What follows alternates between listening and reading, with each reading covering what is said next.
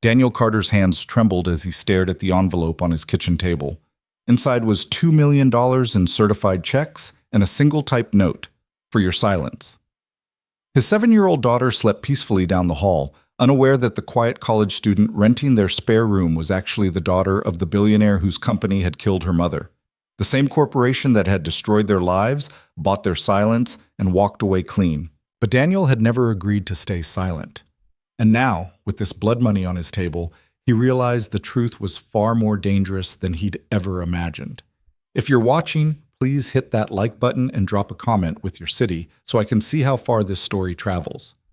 Now, let's dive in. The rain hammered against the windows of Daniel Carter's third-floor apartment like it was trying to break through, each drop a reminder that the world outside didn't care about the small struggles happening within. Daniel sat at the kitchen table, staring at a stack of overdue bills that seemed to multiply every time he looked away. Red letters screamed from envelopes. Final notice, past due, account suspended, 3 months behind on rent, 2 months behind on electricity. The car had been repossessed last week, which meant he'd been taking 2 buses to get to his job at the warehouse, a job that paid barely enough to keep them fed, let alone housed. "Daddy?" He looked up to see Lily standing in the doorway, clutching the stuffed elephant her mother had given her 2 years ago, back when things were different, back when Sarah was alive. "Hey, sweetheart." Daniel forced his face into something resembling a smile. "What are you doing up? It's almost 9. I can't sleep."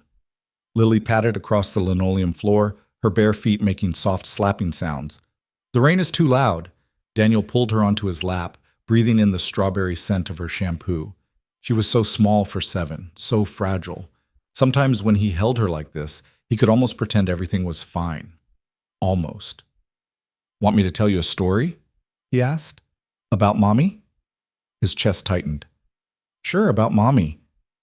Tell me about when she made those cookies, the ones that made the whole building smell good." Daniel closed his eyes, remembering Sarah standing in the same kitchen, flour dusting her dark hair, laughing as she tried to keep Lily from eating all the chocolate chips before they made it into the dough. That was 14 months ago, before the coughing started, before the diagnosis that didn't make sense, before the hospital bills that buried them alive and the medical bankruptcy that destroyed his credit, before she died in a hospital bed struggling for breath, while doctors shrugged and said they'd never seen anything quite like it. "She put extra chocolate chips in yours," Daniel said softly, "because you were her special girl." Lily nestled against his chest. "I miss her." "Me too, baby. Me too."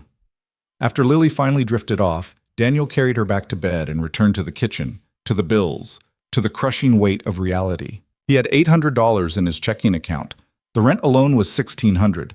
Even if he worked double shifts every day this month, he couldn't catch up.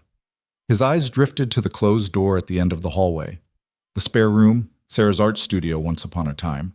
Now it sat empty, filled with boxes of her paintings that he couldn't bear to look at, but couldn't bring himself to throw away. The idea had been forming for weeks, whispered by friends, suggested by the landlord, pushed by the simple mathematics of desperation.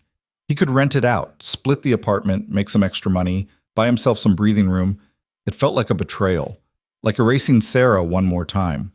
But when he opened his laptop and saw the bank balance, $743.16 after the automatic payment for Lily's school lunch account, the decision made itself.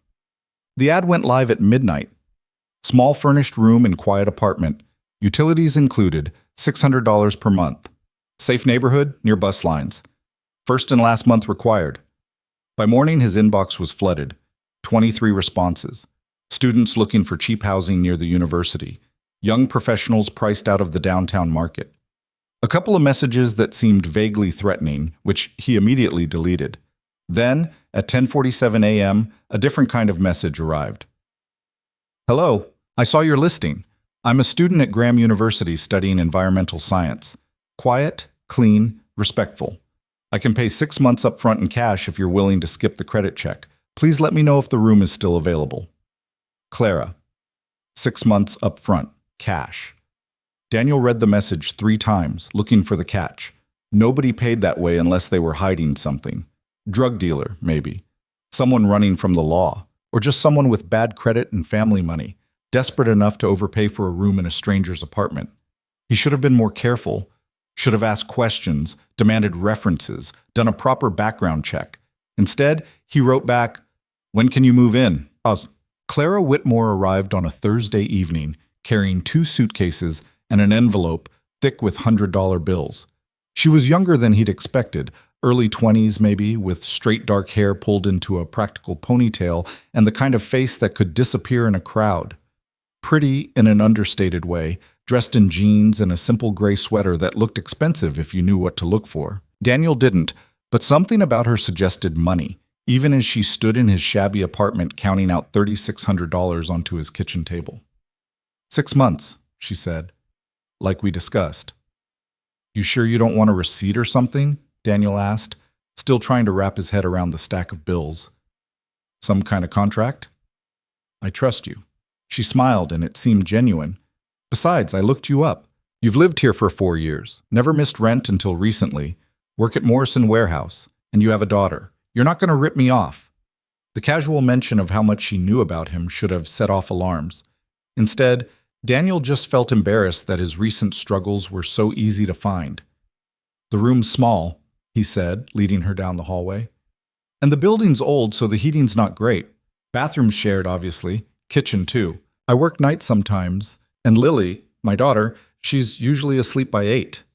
It's perfect. Clara set her suitcases down in the doorway of what had been Sarah's studio. The evening light filtered through the window, casting long shadows across the hardwood floor. Really, thank you. I'll get those boxes out of here this weekend, Daniel said, gesturing to the stack of Sarah's paintings in the corner.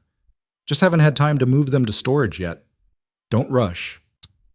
Clara moved to the window, looking out at the rain-slicked street below. I don't need much space. Something about the way she said it made Daniel pause. There was a sadness in her voice, a weight that seemed too heavy for someone so young. You okay? He asked. She turned, and for just a moment, he saw something in her eyes, fear, maybe, or exhaustion, before she smiled and it disappeared. Just tired. Long day. She glanced at her phone, then seemed to think better of whatever she was about to say.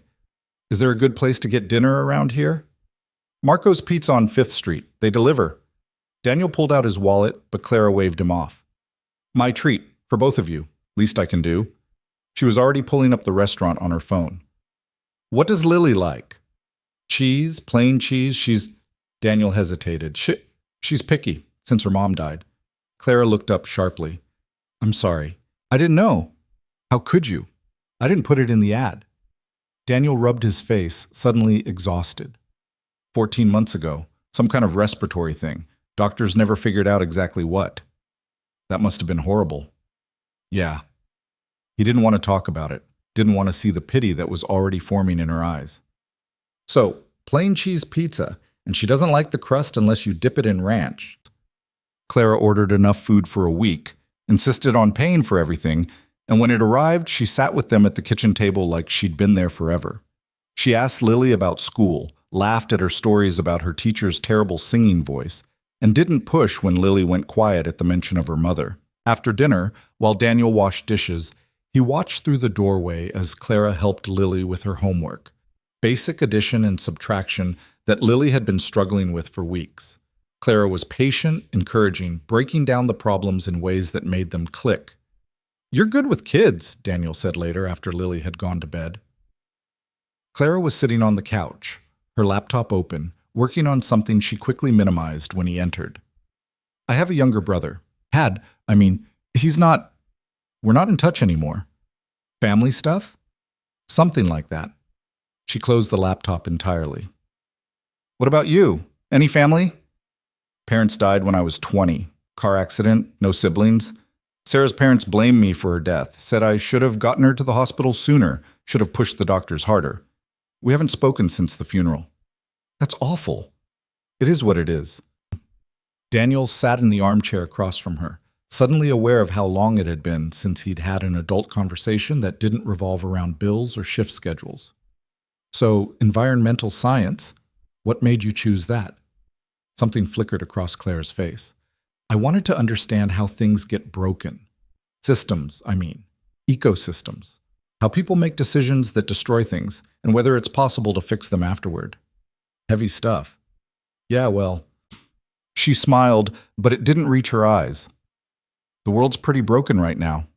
They talked for another hour, carefully, like two people who'd both learned not to give too much away. She mentioned the university, but never said what year she was in. He talked about work, but avoided mentioning how close he was to losing even that. They were both hiding things, Daniel realized. Both running from something.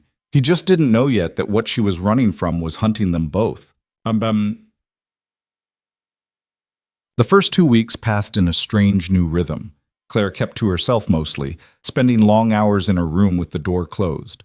But she'd emerge for dinner, help Lily with homework, and sometimes stay up late talking with Daniel about nothing in particular. She paid for groceries without being asked, fixed the leaky faucet in the bathroom, bought Lily a new winter coat when she overheard Daniel saying the old one was getting too small. "You don't have to do that," Daniel said when Clara came home with the bright red jacket. "I know, I wanted to." Clara handed it to Lily, who immediately tried it on and spun in circles, making the fabric whoosh around her. "Besides, it's getting cold." "Still, you're already paying rent." "Daniel." Claire's voice was gentle but firm. "Let me help, please." He wanted to argue, wanted to maintain some shred of dignity, but the truth was that every little bit helped. The extra money from rent had kept them afloat, but barely. And Clara's contributions, the groceries, the occasional pizza night, the small repairs around the apartment, were making a difference he couldn't afford to refuse. "Thank you," he said finally. Lily wrapped her arms around Clara's waist. "Thank you, thank you, thank you." Clara hugged her back, and for a moment something softened in her expression. Something almost like hope. On the 16th day, everything changed. Daniel came home from the early shift at the warehouse to find a heavy envelope propped against the apartment door. No address, no return label. Just his name typed on the front in plain black letters. Inside, he found 3 things. First, 2 cashier's checks, each for $1 million made out to him personally. Second, a single sheet of paper with a typed message, "For your silence." Third, a business card for a law firm in Manhattan. No name, just a phone number. Daniel's hands shook as he stared at the checks. $2 million. Life-changing money. Enough to pay off every debt, buy a house, send Lily to college, never worry about money again. But the note, "For your silence," sent ice through his veins. Silence about what? He thought of Sarah, dying in that hospital bed. The doctors who couldn't explain her symptoms.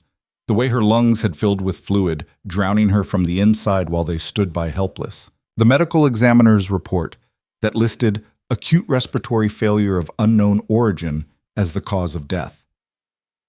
Unknown origin. Daniel had spent months trying to understand, trying to find answers, but eventually exhaustion and grief had won. He'd stopped calling doctors, stopped researching symptoms, stopped demanding explanations that nobody could give. He'd let it go. And now someone was paying him $2 million to keep it that way. His first instinct was to call the police, but something stopped him. A quiet voice in the back of his mind asking, who sends $2 million with no explanation? Who has that kind of money to throw around? And why now? Why 14 months after Sarah's death?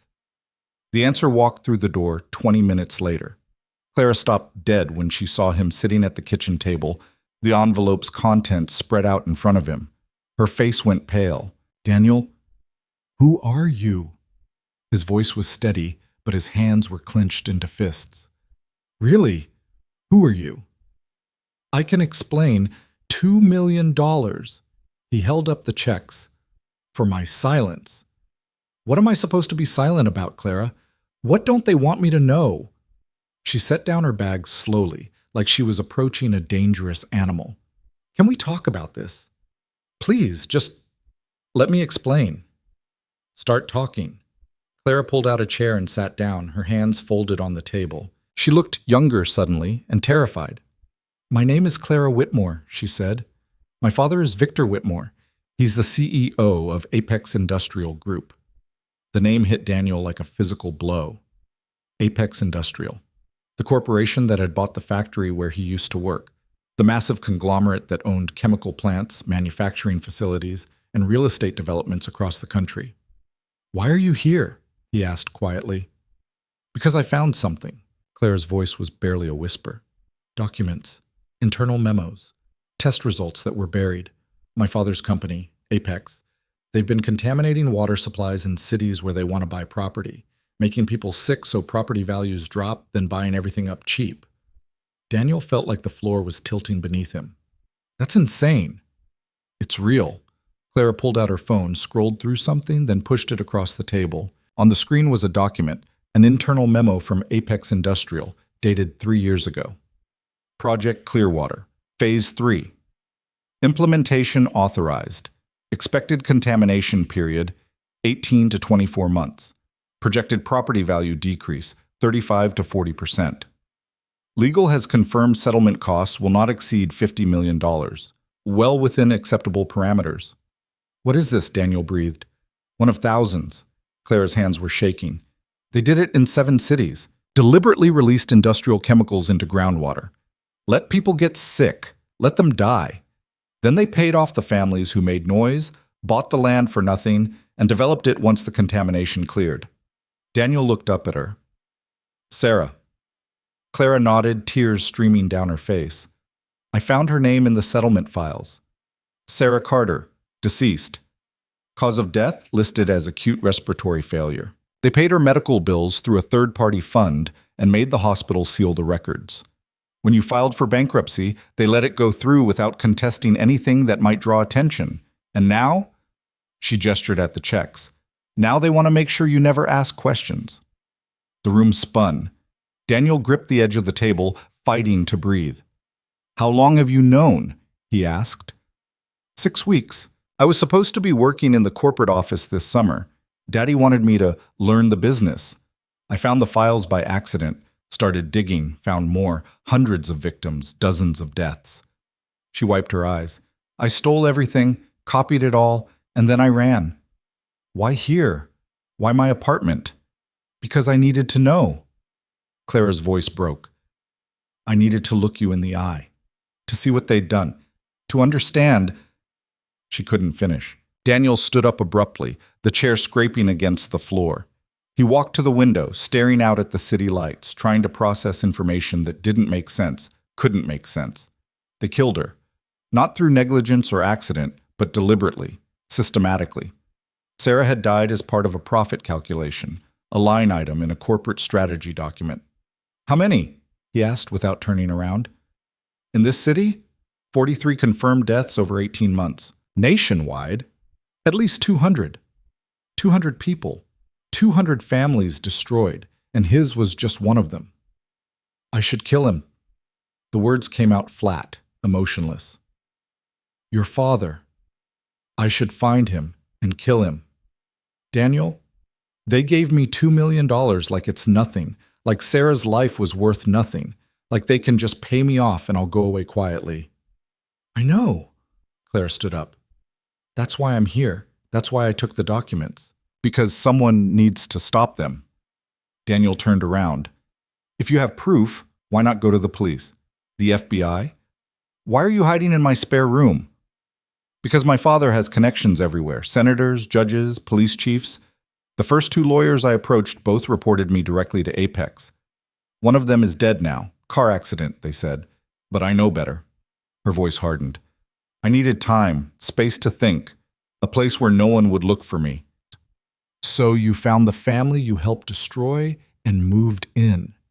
Daniel couldn't keep the bitterness out of his voice. "I know how it sounds. I know how it looks. But I needed to understand what he'd done, who he'd hurt. And I thought—" She trailed off. "What?" "I thought maybe if I could help you somehow, it would matter. That it would mean something." Daniel laughed, a harsh sound with no humor in it. "Help me? Clara, you're Victor Whitmore's daughter. You're part of this. I'm trying to fix it. I'm trying to—" She stopped as a sound came from the hallway. They both turned to see Lily standing in her pajamas, clutching her elephant, her eyes wide with confusion and fear.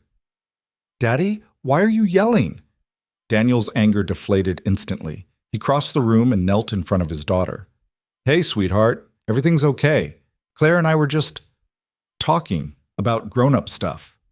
You sounded mad. I'm not mad at you, I promise. He smoothed her hair back. Go back to bed, okay? I'll come check on you in a minute. Lily looked between them uncertainly, then nodded and shuffled back down the hall.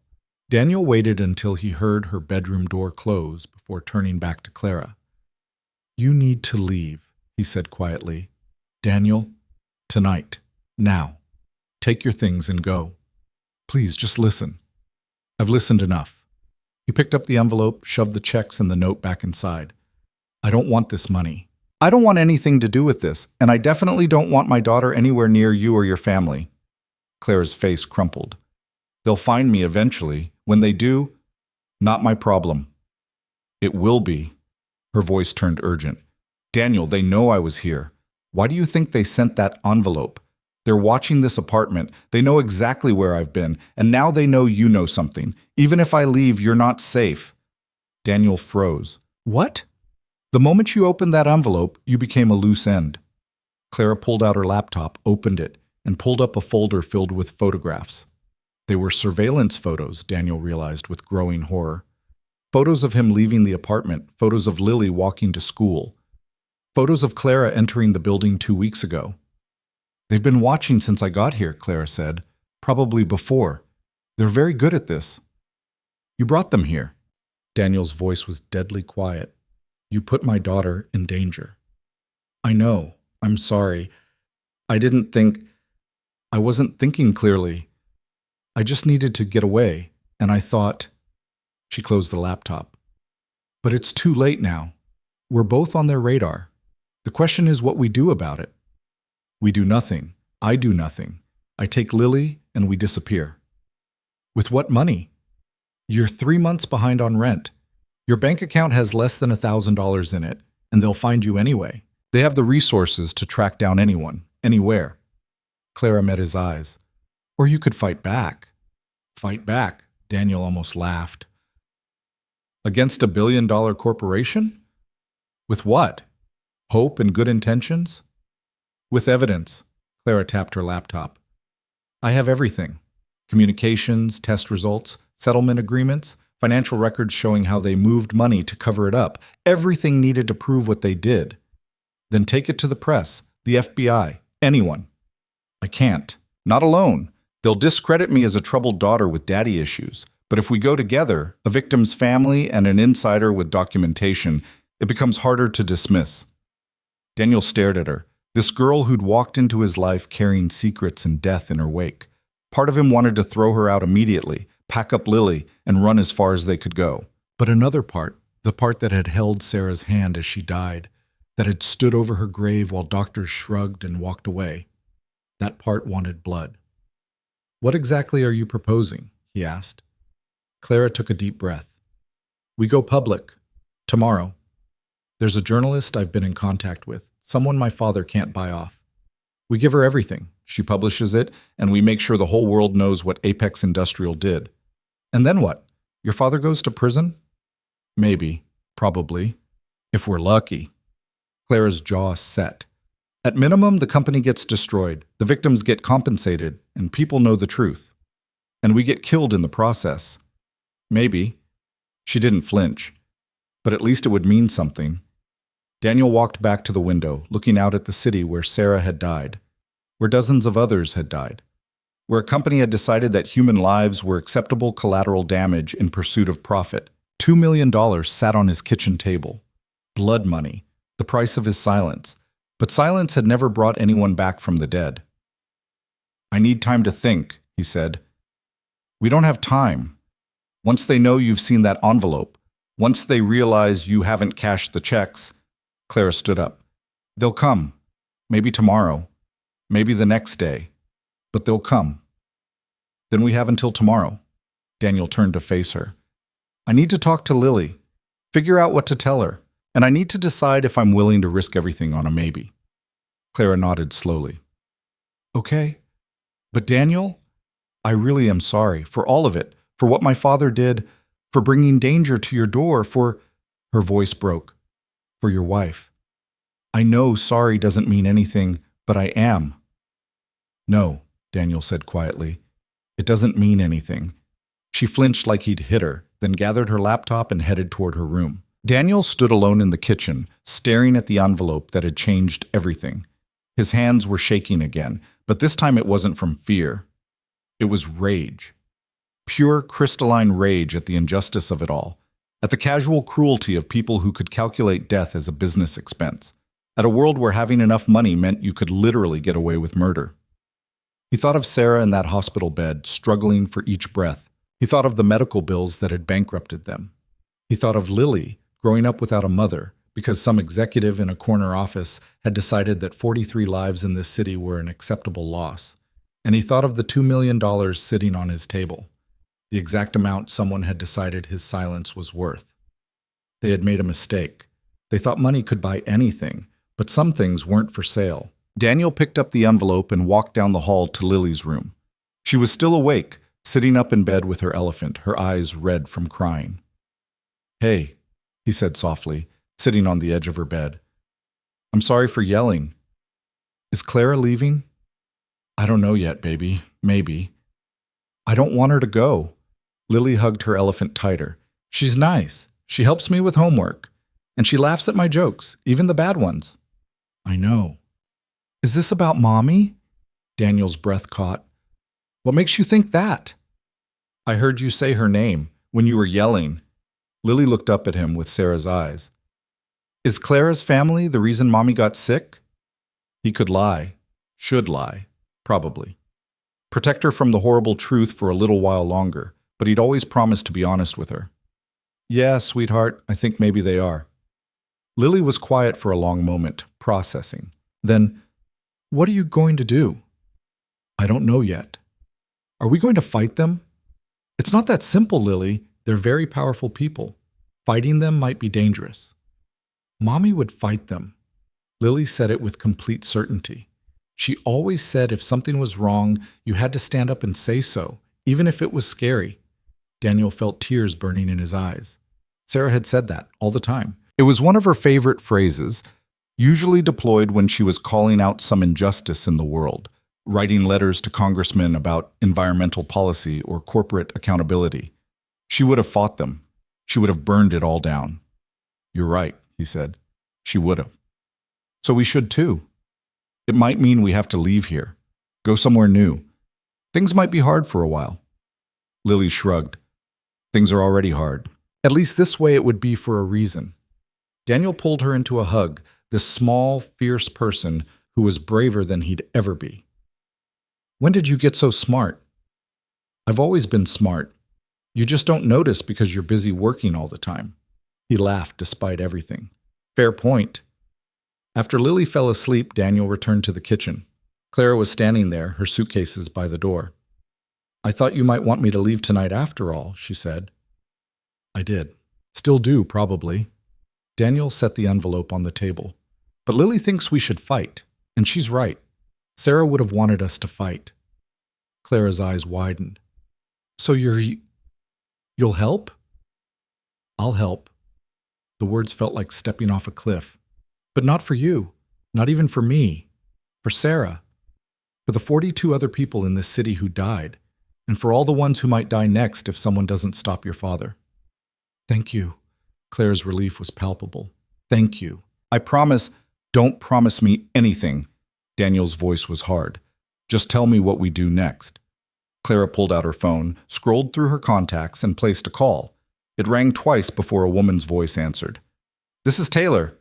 "It's me," Clara said. "It's time. We're ready to talk." The woman on the other end of the line was silent for 3 long seconds. Then, "Are you sure? Once we do this, there's no going back." Clara glanced at Daniel, who stood with his arms crossed, jaw set in determination. "I'm sure. We both are." "Who's we?" "Daniel Carter. His wife was one of the victims in the Riverside contamination." Another pause. "Put me on speaker." Clara tapped the screen and set the phone on the kitchen table. "You're on." "Mr. Carter, my name is Jessica Taylor. I'm an investigative journalist with the National Tribune. Clara contacted me 3 weeks ago with some very serious allegations about Apex Industrial Group. Before we go any further, I need to know, are you prepared for what this means? Because once we publish, your life will never be the same." Daniel stared at the phone, thinking about the $2 million, about Sarah's grave, about Lily asleep down the hall. My life already changed. 14 months ago, when my wife died, I just didn't know why until tonight. Fair enough. Taylor's voice softened slightly. Clara says you have the settlement documents with your wife's name on them? No. I have $2 million in checks and a note telling me to keep my mouth shut. Clara has the documents. That's actually better. Proof of the cover-up in progress. Taylor's tone shifted to business mode. Here's what needs to happen. Tomorrow morning, 9 a.m., there's a coffee shop called The Daily Grind on Lexington Avenue. Public place.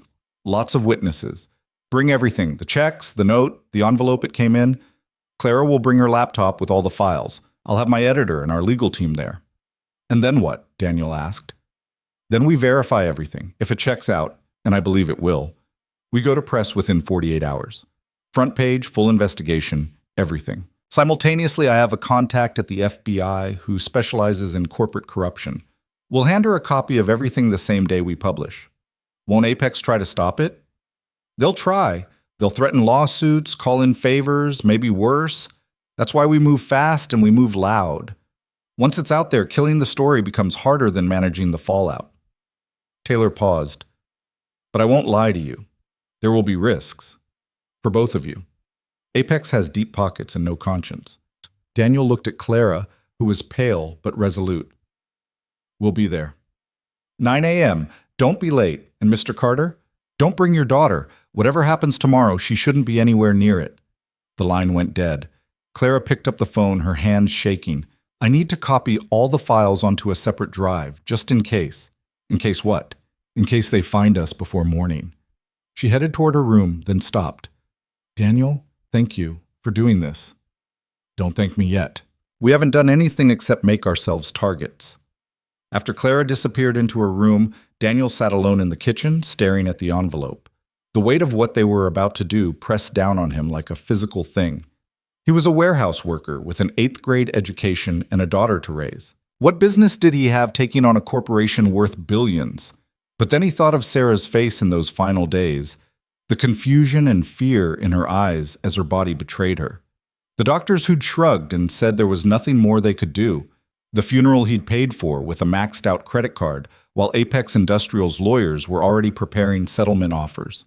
They'd counted on his grief, his exhaustion, his lack of resources to fight back. They'd made a calculation just like everything else, and they'd been wrong. Daniel pulled out his phone and called the one person he trusted to help. The phone rang 4 times before a gruff voice answered. It's midnight, Danny. Someone better be dead. Marcus, I need a favor. Marcus Webb had worked alongside Daniel at the factory before Apex bought it and laid off half the workforce. They'd stayed friends through the years, and Marcus had been one of the few people who'd shown up at Sarah's funeral and meant it when he said, anything you need. What kind of favor? Marcus asked, suddenly alert. The kind I can't explain over the phone. Can you watch Lily tomorrow? All day. Maybe overnight. Is something wrong? I'm making something right, but I need to know she's safe first. Marcus was quiet for a moment. Bring her over at 8. And Danny, whatever you're doing, be careful. I'll try. After hanging up, Daniel walked down the hall and checked on Lily one more time. She was asleep, her elephant tucked under one arm, her face peaceful in the dim glow of her nightlight. She looked so much like Sarah it hurt. I'm going to fix this, he whispered. I promise. He didn't sleep that night. Instead, he sat in the living room watching the street below through the window. Every car that passed made his heart race. Every shadow could be someone coming for them. Around 3 a.m., Clara emerged from her room carrying a small USB drive. It's all here, she said, holding it up. Every document, every email, every financial record. 2 copies, one for Taylor, one for the FBI. How did you even get all this? My father keeps everything on a private server. He thinks it's secure, but he made me the backup administrator last year. Wanted me to learn about business continuity planning. She laughed bitterly. He taught me how to access everything. Never occurred to him I might actually use it. Daniel gestured to the couch and Clara sat down, leaving a careful distance between them. They sat in silence for a while, watching the empty street. Can I ask you something? Daniel said finally. Yeah. Why? You're his daughter. You had everything. Why throw it all away? Clara was quiet for so long he thought she wouldn't answer. Then, because I found out what everything costs. My trust fund, my college tuition, the apartment he bought me, all of it paid for with blood money. Every luxury I enjoyed came from someone else's suffering. She wiped her eyes. I found your wife's file first, actually. Her picture was in there. She looked so alive in it, so happy. And underneath was just numbers, settlement amount, legal fees, projected risk assessment, like she was nothing. She was everything. I know, that's why I couldn't just walk away. I kept thinking, what if it was my mother? What if someone did this to someone I loved and nobody cared because the person responsible was too rich and powerful? Clara turned to look at him. I can't bring Sarah back. I can't undo what my father did. But maybe I can stop him from doing it again. It's going to destroy you too. You know that, right? Your father, your family, your whole life. My life was built on lies anyway. Maybe it's time for something real. She pulled her knees up to her chest, looking younger than ever. Are you scared? Terrified. Me too. They sat together in the darkness, two people bound by tragedy and the terrible weight of knowing the truth. Outside, the city slept, unaware that tomorrow everything would change. At 7:30, Daniel woke Lily and helped her pack a small overnight bag. She asked questions. Where was she going? Why couldn't she come with him? When would he be back? And he answered as honestly as he could without scaring her. I have to go take care of something important, he said, kneeling down to her level. So, something to do with Mommy. About the people who made her sick? Yeah, baby, about them.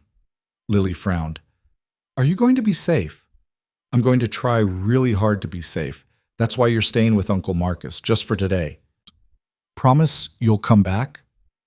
Daniel pulled her into a tight hug. I promise I'll do everything I can to come back to you. You're my whole world, you know that? I know, Daddy. Marcus lived 3 blocks away in a better building with actual security. He met them at the door, took one look at Daniel's face, and asked no questions.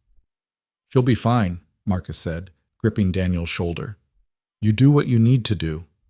If anything happens, nothing's going to happen. But if it does, I've got her. You have my word. Daniel kissed Lily's forehead one more time, then forced himself to walk away before his resolve crumbled. When he got back to the apartment, Clara was ready, dressed in dark jeans and a jacket, a backpack slung over her shoulder containing her laptop and the USB drives. You sure about this? He asked. No, but we're doing it anyway. They took 2 separate buses to Lexington Avenue, watching constantly for anyone following them. Every person who looked their way too long, every car that seemed to match their route, paranoia and justified caution became impossible to distinguish. The daily grind was a busy corner coffee shop with floor-to-ceiling windows and a steady stream of customers. Jessica Taylor was already there, sitting at a table in the back with 2 other people, a middle-aged man in an expensive suit and a younger woman with bright red hair. Taylor stood as they approached. She was in her 40s, with short gray hair and sharp eyes that seemed to catalog everything. Mr. Carter, Clara, thanks for coming. This is Robert Chen, our legal counsel, and Amanda Foster, my editor. They shook hands and sat down. Daniel felt absurdly out of place in his warehouse uniform, surrounded by people in business attire discussing corporate crimes in hushed tones. Let's see what we're working with, Taylor said, pulling out a tablet. Clara opened her laptop and began walking them through the files.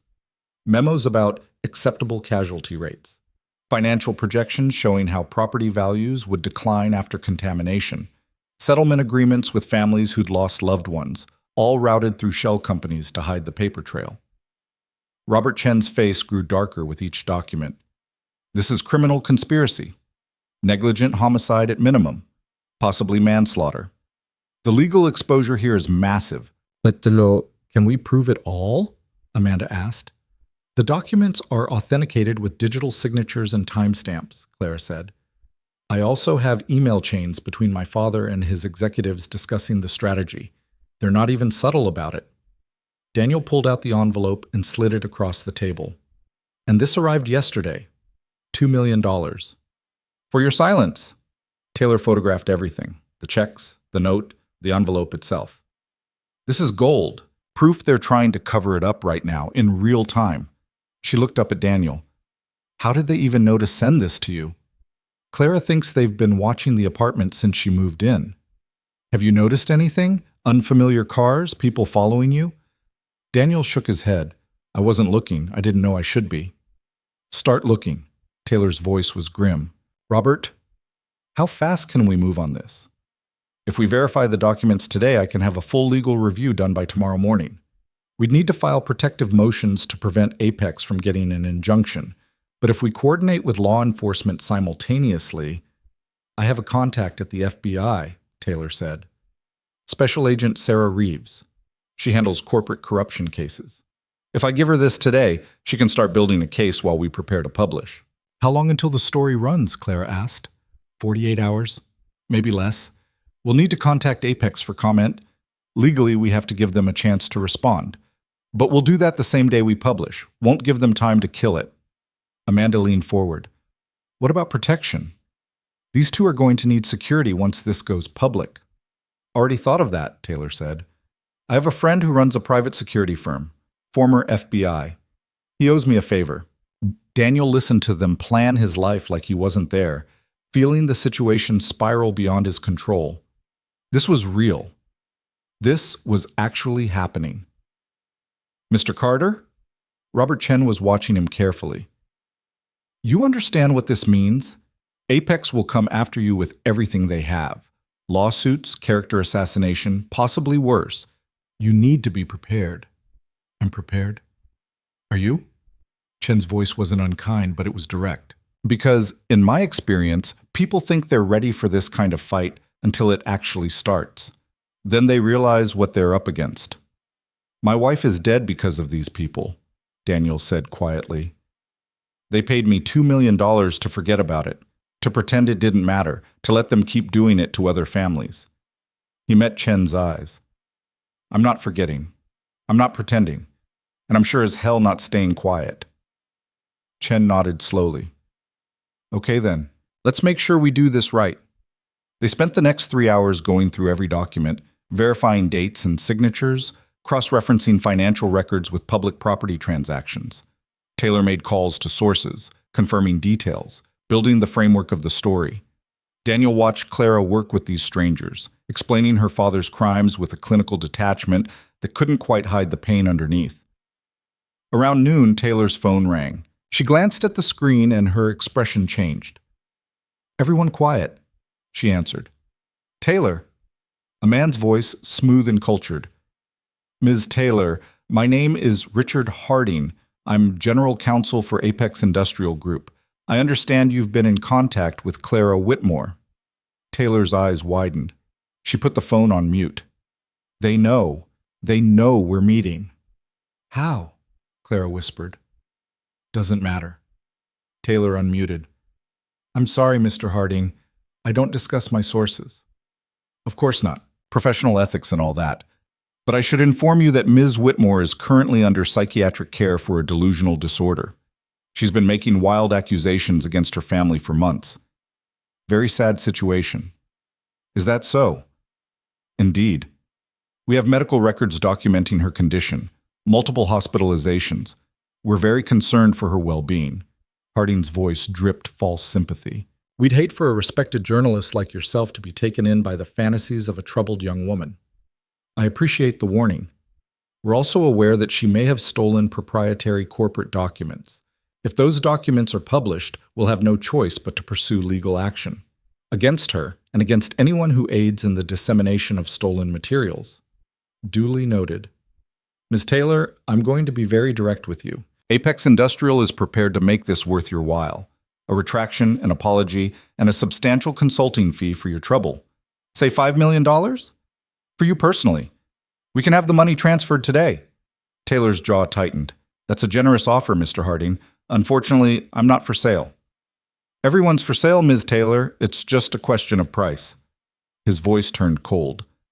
Think carefully about what you're doing. Think about your career, your family, your future. Because once you cross Apex Industrial, there's no going back. Is that a threat? It's a fact. The line went dead. Taylor set down the phone, her hand shaking slightly. Well, that was faster than I expected. How did they know? Daniel demanded. How did they know we're here right now? Everyone looked at Clara, who'd gone white. I don't know. I've been so careful. I didn't tell anyone. I didn't. She stopped. My phone. But what about it? When I first took the files, I used my phone to photograph some documents before I got the laptop copies. If they've been monitoring my phone this whole time, she pulled it out, stared at it like it was a snake. They've known everything, every call, every message, every location. Robert Chen grabbed the phone and powered it down. Don't turn this back on. Ever. We have to assume they know where we are right now. Then we need to move, Taylor said, already packing up her tablet. Amanda, get these files uploaded to our secure server immediately. Robert, file the protective motions today. I'm taking these two somewhere safe. Where? Daniel asked. A place Apex doesn't know about. Yet. Taylor stood. Clara, leave the phone. Daniel, is there anyone who might be in danger because of this? Anyone they might use against you? His blood ran cold. Lily. My daughter. She's with a friend, but give me the address. I'll have my security contact pick her up and bring her to the safe location. Anyone else? Marcus Webb. The friend watching her. That's it. I don't have anyone else. Taylor was already on her phone, making calls, coordinating movements with the efficiency of someone who'd done this before. Within minutes, they were out the door and splitting up. Amanda heading to the Tribune offices with the USB drives, Robert to the courthouse to file emergency motions, and Taylor hustling Daniel and Clara into a waiting car driven by a man built like a linebacker. This is James, Taylor said, climbing in after them. Former Marine, former FBI, current pain in Apex Industrial's ass. James, get us to the safe house. Fast. James pulled into traffic without a word, his eyes constantly checking mirrors. They drove for 20 minutes, taking random turns, doubling back, making sure they weren't followed. Daniel's mind raced with worst-case scenarios. What if they got to Marcus's building first? What if they grabbed Lily before Taylor's people arrived? His phone rang. Marcus. Yeah? Danny, there are two guys in suits asking the doorman about Lily. Said they're from child services, but it doesn't feel right. Don't let them near her. There's someone coming to pick both of you up. His name is James. He'll have ID from Taylor Security. Don't go with anyone else. What the hell is going on? I'll explain later. Just trust me, please. Okay, we're good. Doorman won't let them up without resident approval anyway. Daniel sagged with relief. Stay there. Help is coming. He hung up and found everyone in the car watching him. They're already at my friend's building. James is sending backup, Taylor said. They'll be there in 5 minutes. And if Apex gets there first, then we'll deal with it. But we won't let anything happen to your daughter. The safe house turned out to be a nondescript apartment in a neighborhood Daniel didn't recognize. Second floor, reinforced door, windows that didn't open. Taylor swept through it with practiced efficiency, checking rooms, securing entrances. You'll stay here until we publish, she said. Maybe a few days after, depending on how Apex responds. Food's in the kitchen, Wi-Fi is secure. Don't contact anyone outside this operation. Understood? When will Lily get here? Daniel asked. Soon. James has another team picking her up now. Taylor's phone buzzed. She read the message and smiled. They're clear. Your friend and your daughter are en route. Should be here in 20 minutes. Daniel felt something in his chest unclench slightly. Thank you. Don't thank me yet. We've got a long way to go. Taylor sat down across from him and Clara. Here's what happens next. Tonight, I finalize the article. Tomorrow morning, Robert gets our legal protections in place. Tomorrow afternoon, I hand copies of everything to Agent Reeves at the FBI. Tomorrow night, we publish. By Friday morning, this will be everywhere. An Apex? Clara asked quietly. We'll burn the world down trying to stop it, but it'll be too late. Taylor looked between them. I need you both to understand something. After tomorrow, your lives will never be the same. You'll be famous or infamous depending on who you ask. You'll be heroes to some people and enemies to others. Apex will sue you for everything you're worth. They might come after you in other ways too. Are you both absolutely certain you want to do this? Daniel thought of Sarah, of the 43 other people in this city alone, of the 200 families nationwide who'd lost someone to Apex's calculated cruelty. I'm certain, he said. Clara nodded. Me too. All right then. Taylor stood. Get some rest. Tomorrow's going to be the hardest day of your lives. After she left, Daniel and Clara sat in the unfamiliar apartment, surrounded by the weight of what they'd set in motion. Daniel kept checking his phone, waiting for confirmation that Lily was safe. I'm sorry, Clara said suddenly. For what? For all of it. For my father. For putting you in this position. For... Stop. Daniel's voice was firm but not unkind. You didn't put me in this position. Your father did. Apex did. You're just trying to make it right. Will it ever be right, though? Will any of this bring Sarah back? No, but it might save someone else's wife, someone else's mother. He looked at her, and that has to mean something. A knock at the door made them both jump. Daniel looked through the peephole to see James standing there with Marcus and Lily. He yanked the door open and pulled his daughter into his arms, holding her so tight she squeaked in protest. Daddy, you're squishing me. Sorry. He loosened his grip but couldn't let go. You okay? I'm fine. Uncle Marcus said we were going on an adventure. She looked around the apartment curiously. Is this the adventure? Something like that. Daniel looked up at Marcus, who was taking in the scene with a trained eye. You want to tell me what's going on? Marcus asked. Come in. I'll explain everything. They sat around the kitchen table, Daniel, Marcus, Clara, and Lily, and Daniel laid it all out. The contamination, the deaths, the cover-up, the $2 million, the fight they were about to start. Marcus listened without interrupting, his expression growing darker. When Daniel finished, Marcus was quiet for a long moment. They killed Sarah, he said finally. Deliberately. Yeah. And now you're going after them. Yeah. Marcus stood, walked to the window, stared out at the street. Then he turned back. What do you need from me? Nothing. You've already done enough. Take Lily home, keep her safe, stay out of this. No. Marcus. I said no. Marcus's voice was steel. Sarah was my friend too. I was at your wedding. I'm Lily's godfather, for Christ's sake. You think I'm going to sit on the sidelines while you take on a billion-dollar corporation? It's dangerous. I don't care. They might come after you. Let them try. Marcus crossed his arms. I'm staying. Whatever you need, I'm here. Daniel felt unexpected tears burn his eyes. Thank you. Don't mention it. Marcus looked at Clara. You're the daughter? Yes? You doing this to make yourself feel better, or because you actually want to help? Clara met his hard stare without flinching. Both, probably, but I'm doing it either way. Marcus nodded slowly. Good enough. That night, they ordered pizza and tried to pretend everything was normal. Lily showed Clara her homework while Marcus and Daniel talked quietly about old times, carefully avoiding the subject of what was coming. Around 8, Daniel put Lily to bed in one of the safe house bedrooms, reading her the same story he'd read 100 times before. Daddy? Lily asked as he was about to turn off the light. Yeah, baby? Are we going to win? Against the bad people? Daniel thought about lying, about protecting her from the uncertainty.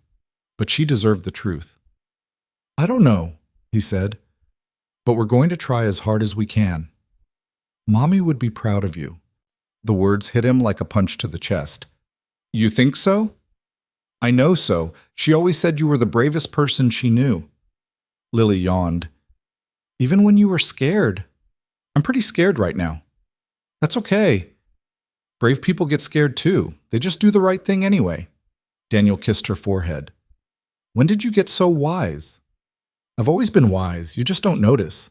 He laughed despite everything. Sleep tight, wise girl. In the living room, Clara was staring at her laptop screen, reading something that made her cry silently. Daniel sat down beside her. What is it? She turned the screen toward him. It was Sarah's file from the Apex Settlement database. Her picture, vibrant and alive, above columns of cold numbers and legal jargon, reducing her life to a dollar amount and a risk assessment. I've read this file 50 times, Clara whispered, and every time I think about how my father looked at this and signed off on it, how he decided she was acceptable collateral damage, and I think, how? How does someone become that? How do you lose every shred of humanity? I don't know. What if it's genetic? What if I'm like him? Daniel turned to look at her directly. You're nothing like him. You're here, aren't you? Risking everything to expose what he did. That's the opposite of what he'd do. Or maybe I'm just trying to assuage my guilt. Even if that's part of it, so what? You're still doing the right thing. He gestured at the laptop. Your father would never do this, never admit fault, never sacrifice his comfort to help someone else. You're better than him. Don't forget that. Clara nodded, wiping her eyes. Thank you.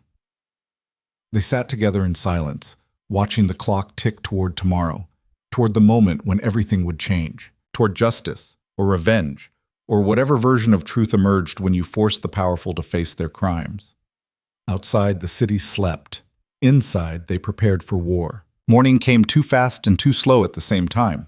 Daniel had barely slept, drifting in and out of restless dreams where Sarah stood at the end of a long hallway, calling his name but always just out of reach. When he finally gave up and checked his phone, it was 5:30, and Jessica Taylor had already sent 3 messages. Legal motions filed, FBI meeting confirmed for 2 p.m. Story goes live at midnight tonight. Midnight, less than 19 hours until the world knew what Apex Industrial had done. Daniel found Clara already awake in the kitchen, nursing a cup of coffee and staring at her laptop screen with hollow eyes. She looked like she hadn't slept at all. You okay? He asked. She laughed without humor. I'm about to destroy my father's empire and probably end up in court for the rest of my life. I'm fantastic. Second thoughts? Every second. She took a long sip of coffee. But I keep thinking about all those files, all those names. People like Sarah who never got justice because my father decided his profit margin mattered more than their lives. Her hands tightened around the mug. So no second thoughts that matter. Marcus emerged from the spare bedroom where he'd crashed on the floor, refusing the couch. Taylor just sent me the security brief. Apex has people watching your old apartment, the warehouse where you work, and Lily's school. They're not even being subtle about it. What does that mean? Daniel felt his chest tighten. Means they're trying to scare you. Show you they can reach anyone, anytime. Marcus poured himself coffee. Also means they're getting desperate. Confident people don't make obvious moves like that. Claire's laptop chimed with an incoming video call. She glanced at the screen and went pale. It's my father. Don't answer it, Daniel said immediately. I have to. If I don't, he'll know something's wrong. He'll escalate. Claire's finger hovered over the accept button. Just stay quiet. Out of frame. She clicked accept before anyone could argue. Victor Whitmore's face filled the screen, all silver hair and expensive suit, and the kind of smile that didn't reach his eyes. He looked exactly like the photos Daniel had seen online. Distinguished, powerful, the very picture of a successful businessman. He looked like a man who'd never paid for his crimes in his entire life. Clara, sweetheart, there you are. His voice was warm, concerned, the perfect imitation of a worried father. I've been so worried about you. Where have you been? Around? Clara's voice was steady, but Daniel could see her hand shaking under the table. Why? Why? Because you disappeared 3 weeks ago without a word. Because you're not answering your phone. Because Richard tells me you've been saying some very concerning things to people. The warmth in his voice cooled slightly. Darling, I think we need to talk about getting you some help. I don't need help. That's what people always say right before they do something they regret. Victor leaned closer to his camera, his expression shifting to something harder. I know about the files, Clara. I know what you took. And I know you've been talking to that journalist. Clara said nothing. Come home, Victor said. Right now. We'll get you the treatment you need, make this all go away. Nobody has to know about your little episode. We can fix this. Like you fixed the contamination in Riverside? Clara's voice was ice. Like you fixed all those families by paying them off and making them sign non-disclosure agreements? Victor's mask slipped for just a moment, revealing something cold and calculating underneath. You have no idea what you're talking about. You're sick, Clara. Mentally ill. We have doctors who'll testify to that.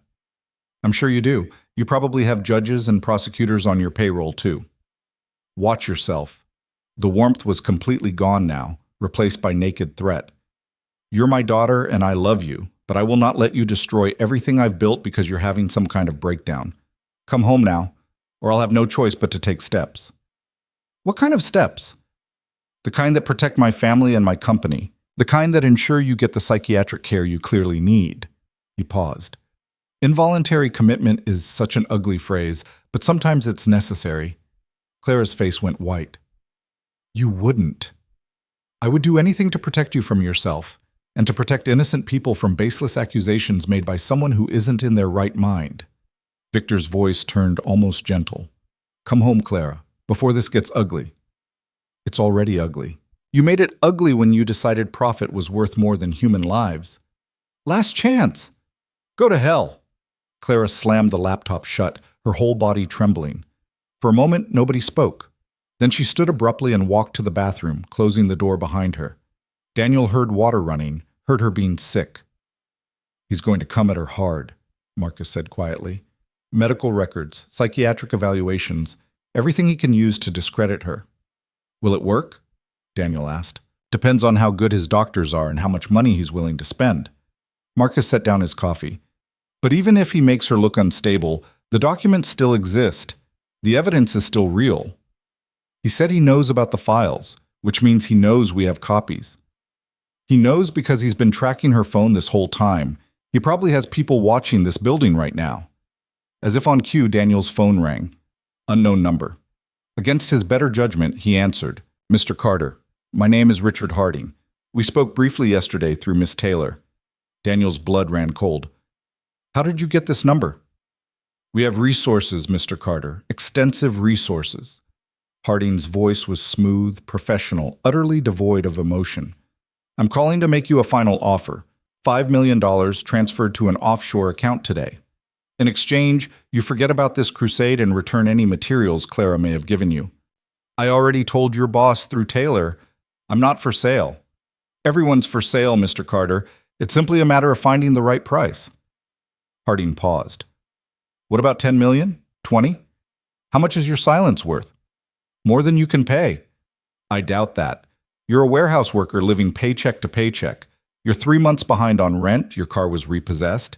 You have less than $800 in your bank account. Do you really want to throw away financial security for the rest of your life over something that won't bring your wife back? Daniel felt rage building in his chest. You don't get to talk about my wife. I'm simply being practical. Sarah Carter died of natural causes, a tragic illness that couldn't be prevented. The medical examiner's report is very clear on that point. The medical examiner you paid off. That's a serious accusation. Do you have proof? Harding's voice carried a smile. Of course you don't, because there isn't any. All you have is a confused young woman's paranoid delusions and some documents that could easily be fabrications. The documents are real, and you know it. What I know is that Clara Whitmore has a documented history of mental illness. We have records from 3 different psychiatrists confirming her delusional tendencies. When this goes to court, and it will go to court, Mr. Carter, those records will be entered into evidence. Clara will be discredited, and you'll be left looking like a fool who was taken in by a sick girl's fantasies. You're lying. Am I? Ask yourself, why would a billionaire's daughter be living in your rundown apartment? Why would she choose to stay in a spare room when she has access to unlimited resources? Doesn't that seem strange to you? Harding let that sink in. She's unwell, Mr. Carter. She's been unwell for years, and now she's dragged you into her delusions. I've seen the files. I've seen the evidence. You've seen documents that Clara claims are real. Documents she could have easily fabricated or altered. Do you have any independent verification? Any proof that didn't come directly from her? Daniel's certainty wavered for just a moment. He'd taken Clara's word for everything, trusted the files she showed him because they confirmed what he wanted to believe, that Sarah's death had a reason, a villain, someone to blame. But what if Harding was right? What if Clara was sick and he'd been too desperate for answers to see it? I can hear you thinking, Mr. Carter, the doubt creeping in. Harding's voice turned almost kind. It's okay to admit you made a mistake. Take the money. Use it to build a good life for your daughter. Let Clara get the help she needs. Everyone wins. Except the families you destroyed. What families? There was no conspiracy, Mr. Carter. Just a series of unfortunate illnesses and a troubled young woman connecting dots that don't exist. Harding sighed. Last chance. $10 million. Think about what that means for Lily. College education, security, a real future. All you have to do is walk away. Daniel thought about Lily, about giving her everything Sarah had wanted for her, about never worrying about money again. Then he thought about Sarah's face in the hospital, the confusion in her eyes as she asked why this was happening to her, the way she'd squeezed his hand and made him promise to take care of Lily, the funeral he couldn't afford and the bills that buried them and the 14 months of grief and rage and helplessness. "My daughter needs a lot of things," Daniel said quietly. "But she doesn't need blood money. And she doesn't need a father who sells his soul to the people who killed her mother." "That's your final answer?" "Yeah, that's my final answer." "Very well." The false kindness evaporated from Harding's voice. "Then you should know that Apex Industrial has filed for emergency restraining orders against both you and Clara Whitmore. We're also pursuing criminal charges for theft of proprietary documents and corporate espionage. By the end of the day, you'll both be under arrest." "We'll see about that." "We certainly will. Goodbye, Mr. Carter. I hope you don't regret this decision." The line went dead. Daniel set down the phone to find Marcus staring at him. "What did they offer you?" $10 million? Marcus let out a low whistle. "And you said no." "I said no." "You're either the bravest man I know or the stupidest." "Maybe both." Daniel scrubbed his hands over his face. "He said they're filing criminal charges, trying to get us arrested. Taylor will have anticipated that. That's why she filed the protective motions yesterday." Marcus checked his phone. "Speaking of which, she wants us at the FBI office at 2. Agent Reeves is ready to hear everything." Clara emerged from the bathroom, her face pale but composed. "I heard. My father's going with the mental illness angle." "Will it work?" Daniel asked. "I don't know. He's been setting it up for years. Anytime I questioned him, anytime I pushed back on his business practices, he'd send me to another doctor who'd write another diagnosis." Her voice was bitter. "Depression, anxiety, borderline personality disorder. I have files full of labels from psychiatrists he paid to pathologize my conscience." "But you're not actually sick." "Aren't I? Sometimes I wonder if he's right, if seeing conspiracies everywhere is just another symptom." She looked at Daniel. "What if I am crazy? What if I've dragged you into this based on nothing but paranoia and daddy issues?" "You're not crazy," Marcus said firmly. "Crazy people don't steal thousands of corporate documents and risk everything to expose the truth. Crazy people don't feel guilty about their father's crimes." "Marcus is right," Daniel added. "I've seen the evidence. The files are real. The settlement with Sarah's name on it is real. That envelope full of blood money is real. Your father can call you whatever he wants, but the facts don't lie." Clara nodded, but doubt still clouded her eyes. "I hope you're right." They spent the morning preparing for the FBI meeting. Taylor sent over a briefing document outlining what to expect, what questions Agent Reeves would likely ask, how to present the evidence in the most compelling way. Lily woke up around 9 and Marcus kept her occupied with card games while Daniel and Clara went over their testimony again and again. At 1:30, James arrived with the car. "We've got a tail," he said as soon as they were inside. "Black sedan, 2 cars back, been following us since we left the security office." "Apex?" Taylor asked. She'd insisted on coming with them. "Most likely. Want me to lose them?" "No, let them follow. Let them see we're meeting with federal agents. Might make them think twice about doing anything stupid." The FBI field office was a concrete fortress in downtown, all bulletproof glass and security checkpoints, and the kind of institutional grimness that made Daniel's palms sweat. They were escorted through metal detectors and multiple locked doors until they reached a conference room where a woman in her 40s waited with a laptop and a recording device. Agent Sarah Reeves had sharp eyes and the no-nonsense demeanor of someone who'd seen every kind of corporate crime and wasn't impressed by any of it. She shook hands with each of them, her grip firm and professional. "Before we start, I need to make something clear," she said. "Everything you tell me is on the record. If you lie to me, even by omission, I can and will charge you with obstruction. Understood?" They all nodded. "Good. Now let's talk about Apex Industrial." Reeves opened her laptop. "Ms. Taylor briefed me on the basics, but I want to hear it from you directly. Ms. Whitmore, why don't you start?" Clara took a deep breath and began. She walked Reeves through everything, how she'd found the files, what they contained, the pattern of contamination across 7 cities, the financial incentives for making people sick. She showed the memos, the settlement agreements, The emails between executives discussing casualty rates like they were talking about quarterly earnings. Reeves listened without interrupting, her expression unreadable. She took notes, occasionally asking for clarification or requesting specific documents. When Clara finished, Reeves turned to Daniel. "Mr. Carter, your wife was one of the victims?" "Yes, ma'am." "Tell me about her illness." Daniel forced himself to stay calm as he recounted those final months.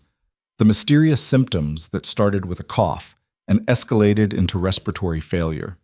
The doctors who couldn't explain what was happening. The hospital bills that destroyed them financially. The medical examiner's report that listed unknown origin as the cause. "And you received a settlement from Apex?" Reeves asked. "Not exactly. The hospital bills were paid through something called the Community Wellness Fund. I thought it was a charity. Didn't know it was connected to Apex until Clara showed me the files. And yesterday you received this." Reeves examined the envelope with the $2 million. "For your silence." "Yeah. Did anyone from Apex contact you directly?" "Richard Harding, their lawyer, called this morning offering $10 million if I'd walk away." Reeves made a note. "Did you record the conversation?" "No. Should I have?" "Would have been helpful, but we can subpoena phone records." She looked between them. "Here's where we are. What you've brought me is extensive, well-documented, and if it's authentic, represents one of the largest corporate crime conspiracies I've seen in 15 years with the Bureau." "If it's authentic?" Clara's voice rose. "You think I made this up?" "I think Apex's lawyers will claim you made it up. They're already building that case. Mental illness, fabricated documents, a daughter's vendetta against her father. My job is to verify everything independently before we move forward." Reeves softened slightly. "I believe you. But belief isn't enough for a prosecution. I need proof that will hold up in court against the best defense attorneys money can buy." "How long will that take?" Taylor asked. "Weeks?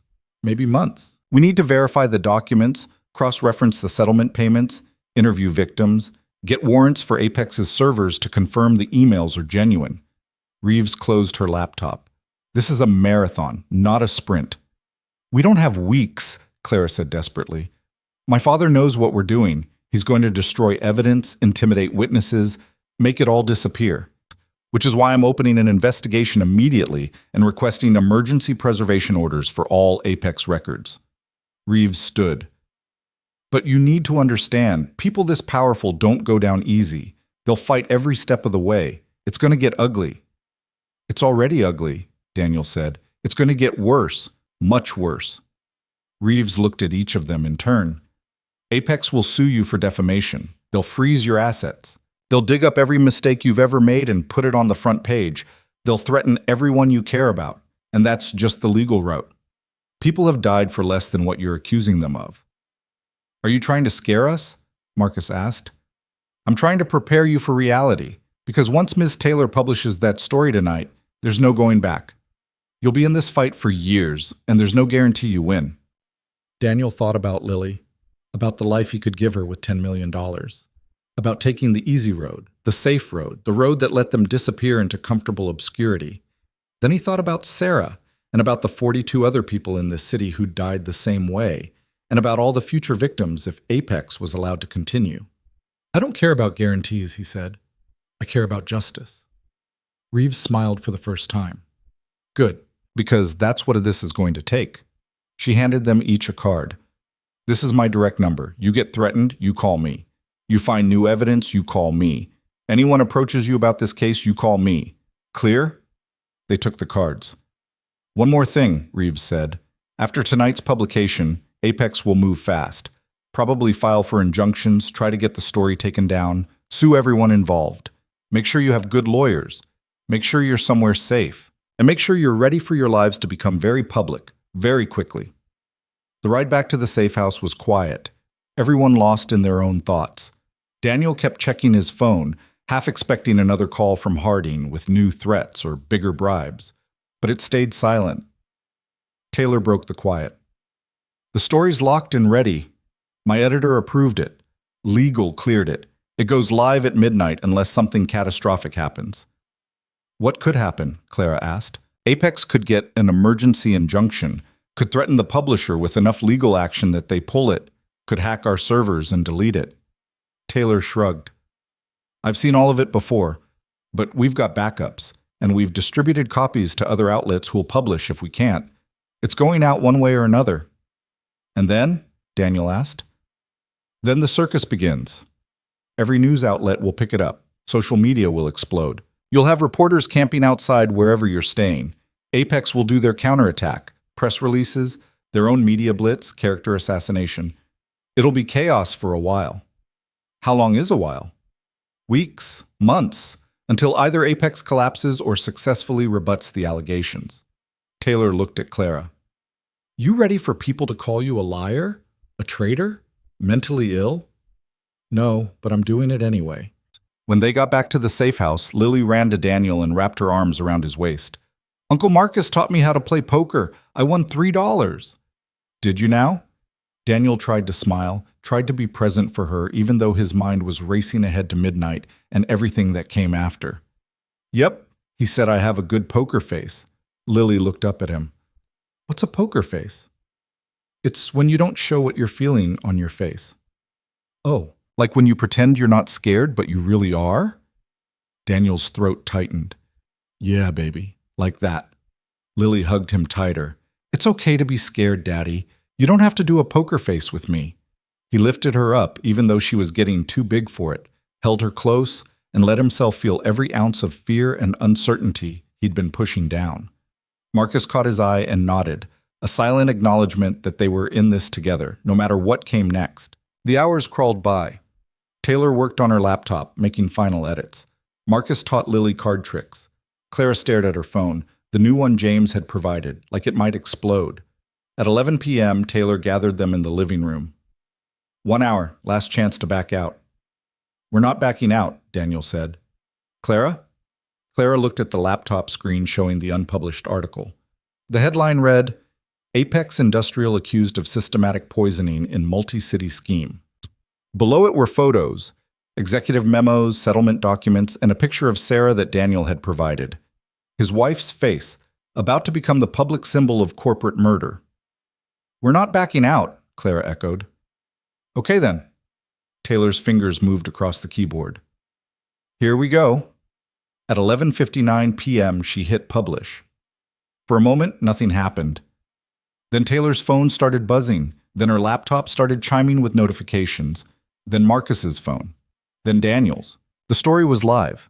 And within minutes, the world started responding. Shares on social media. Comments flooding in. News aggregators picking it up. The National Tribune servers struggled under the sudden traffic surge. Daniel's phone rang.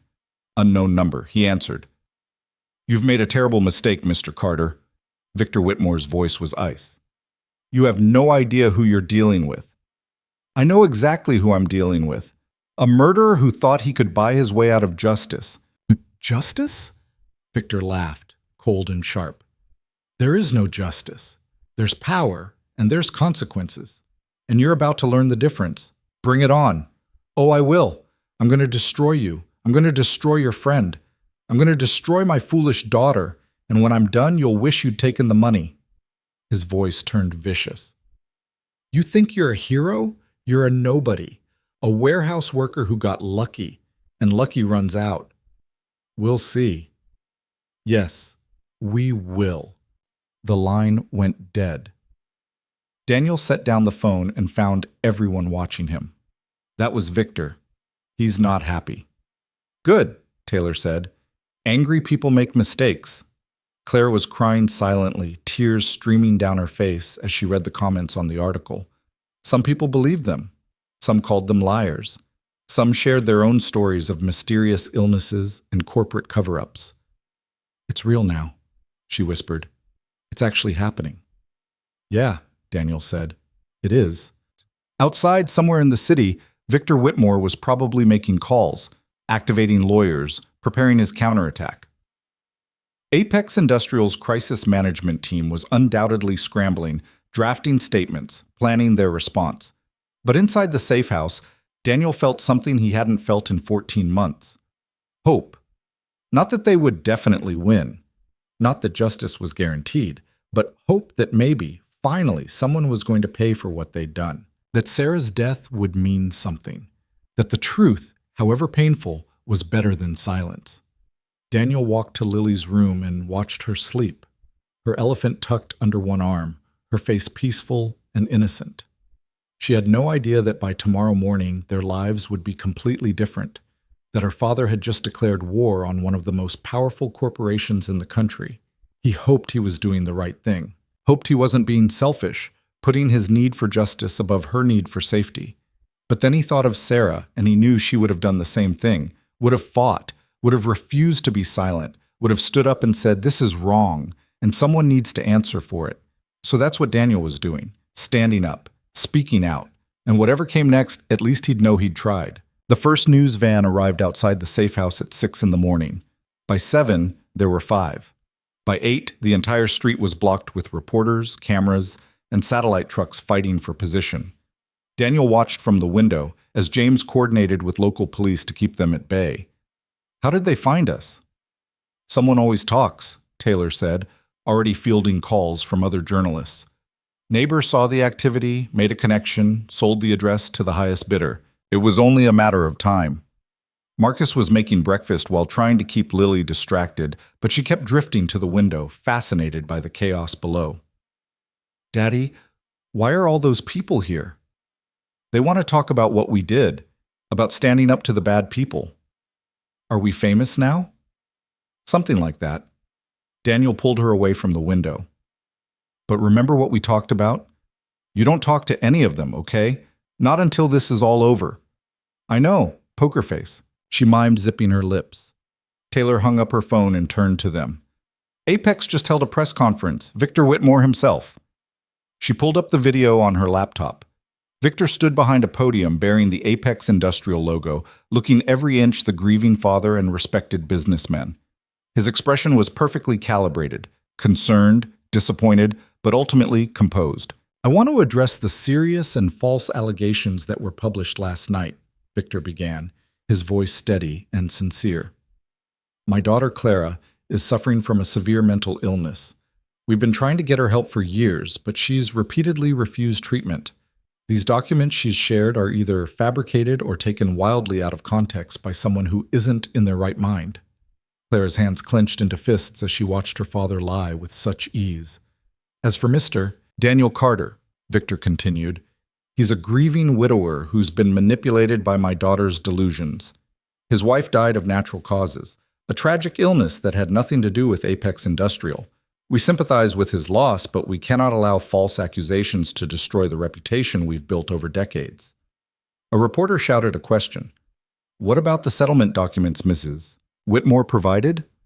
"Apex Industrial has made charitable donations to families affected by illness in communities where we operate. That's good corporate citizenship, not an admission of guilt." Victor's expression hardened. "We're filing defamation lawsuits against the National Tribune, Ms. Taylor, Ms. Whitmore, and Mr. Carter. We're also pursuing criminal charges for theft of proprietary information.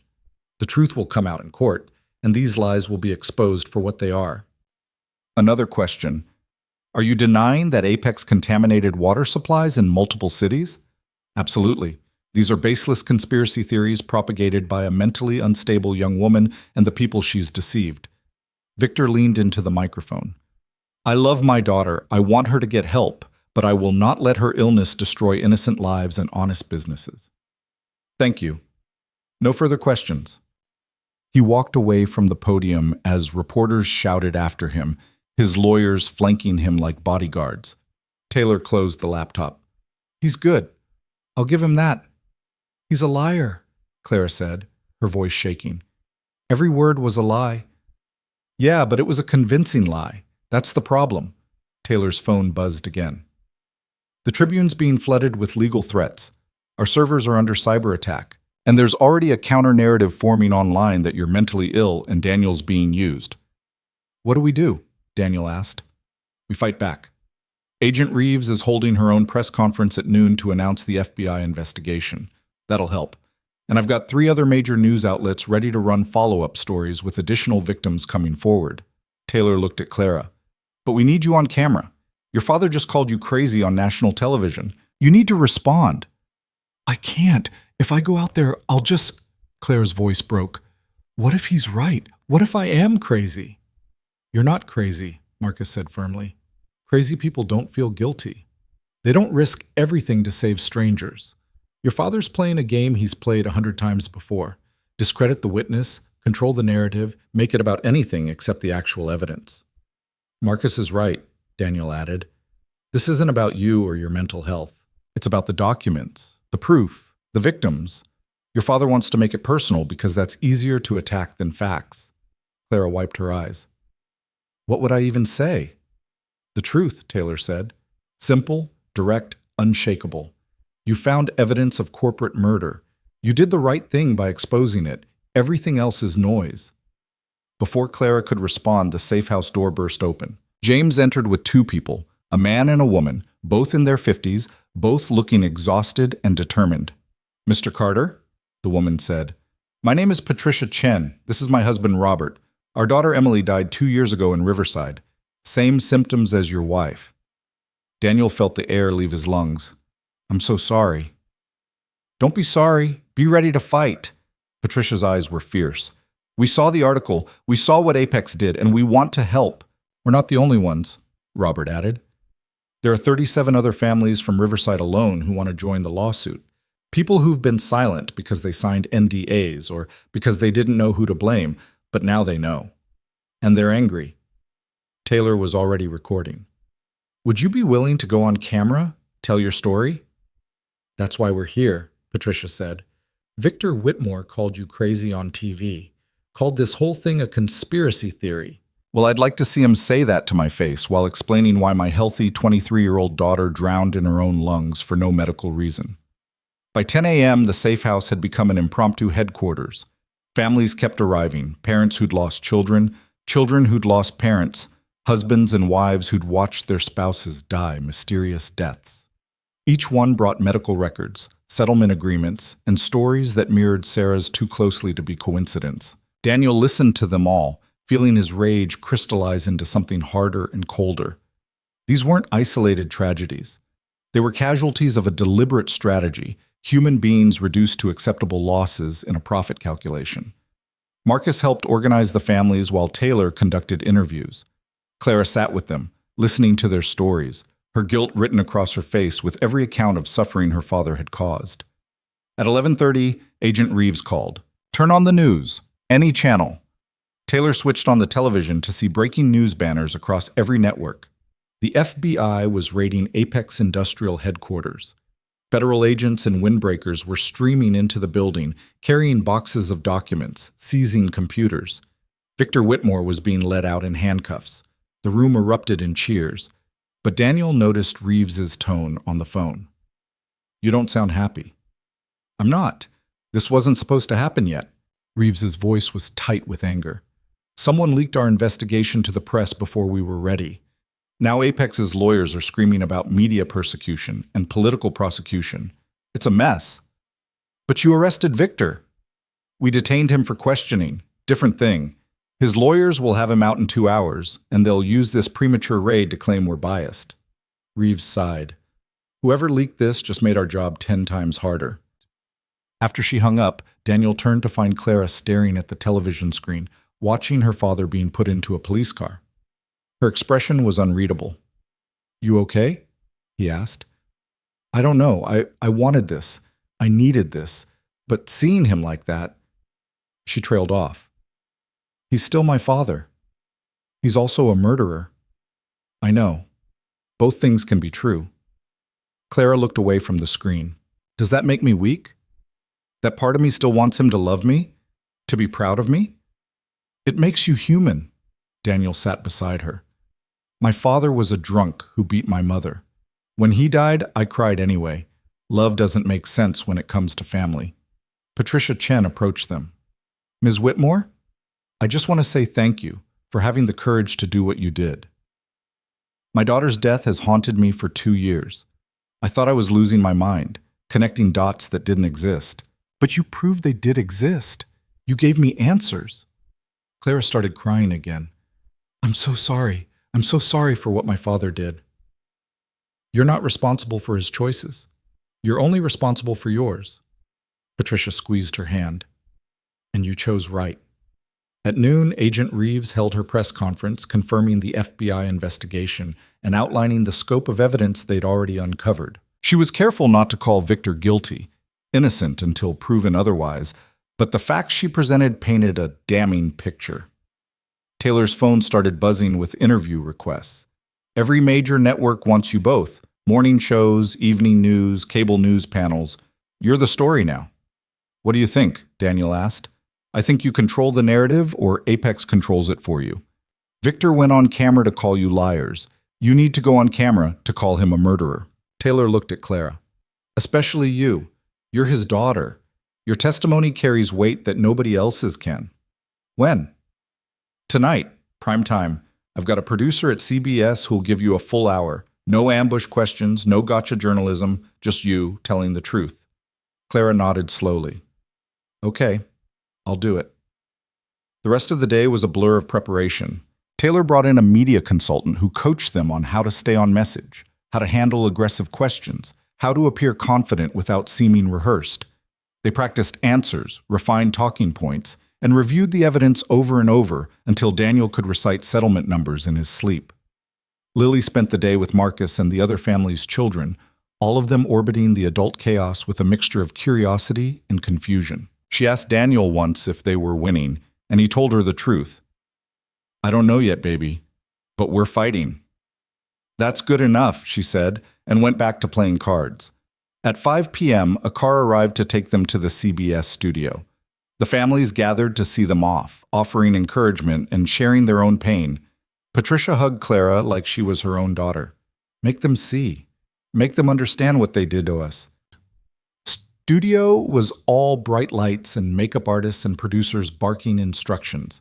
Daniel felt completely out of his depth, but Clara seemed to draw on some reserve of composure he didn't know she had. She sat in the chair across from the interviewer, a veteran journalist named Catherine Ross, and met her gaze without flinching. The interview went live at 8 p.m. Ross started gently. Clara Whitmore, thank you for being here. Your father held a press conference this morning calling you mentally ill and claiming these allegations are fabricated. What's your response? My father's lying. Clara's voice was steady. I have a documented history of depression and anxiety, which he used against me every time I questioned his business practices. But depression doesn't make you delusional. It doesn't make you fabricate thousands of corporate documents. The evidence speaks for itself. Why come forward now? Because I couldn't live with the guilt anymore.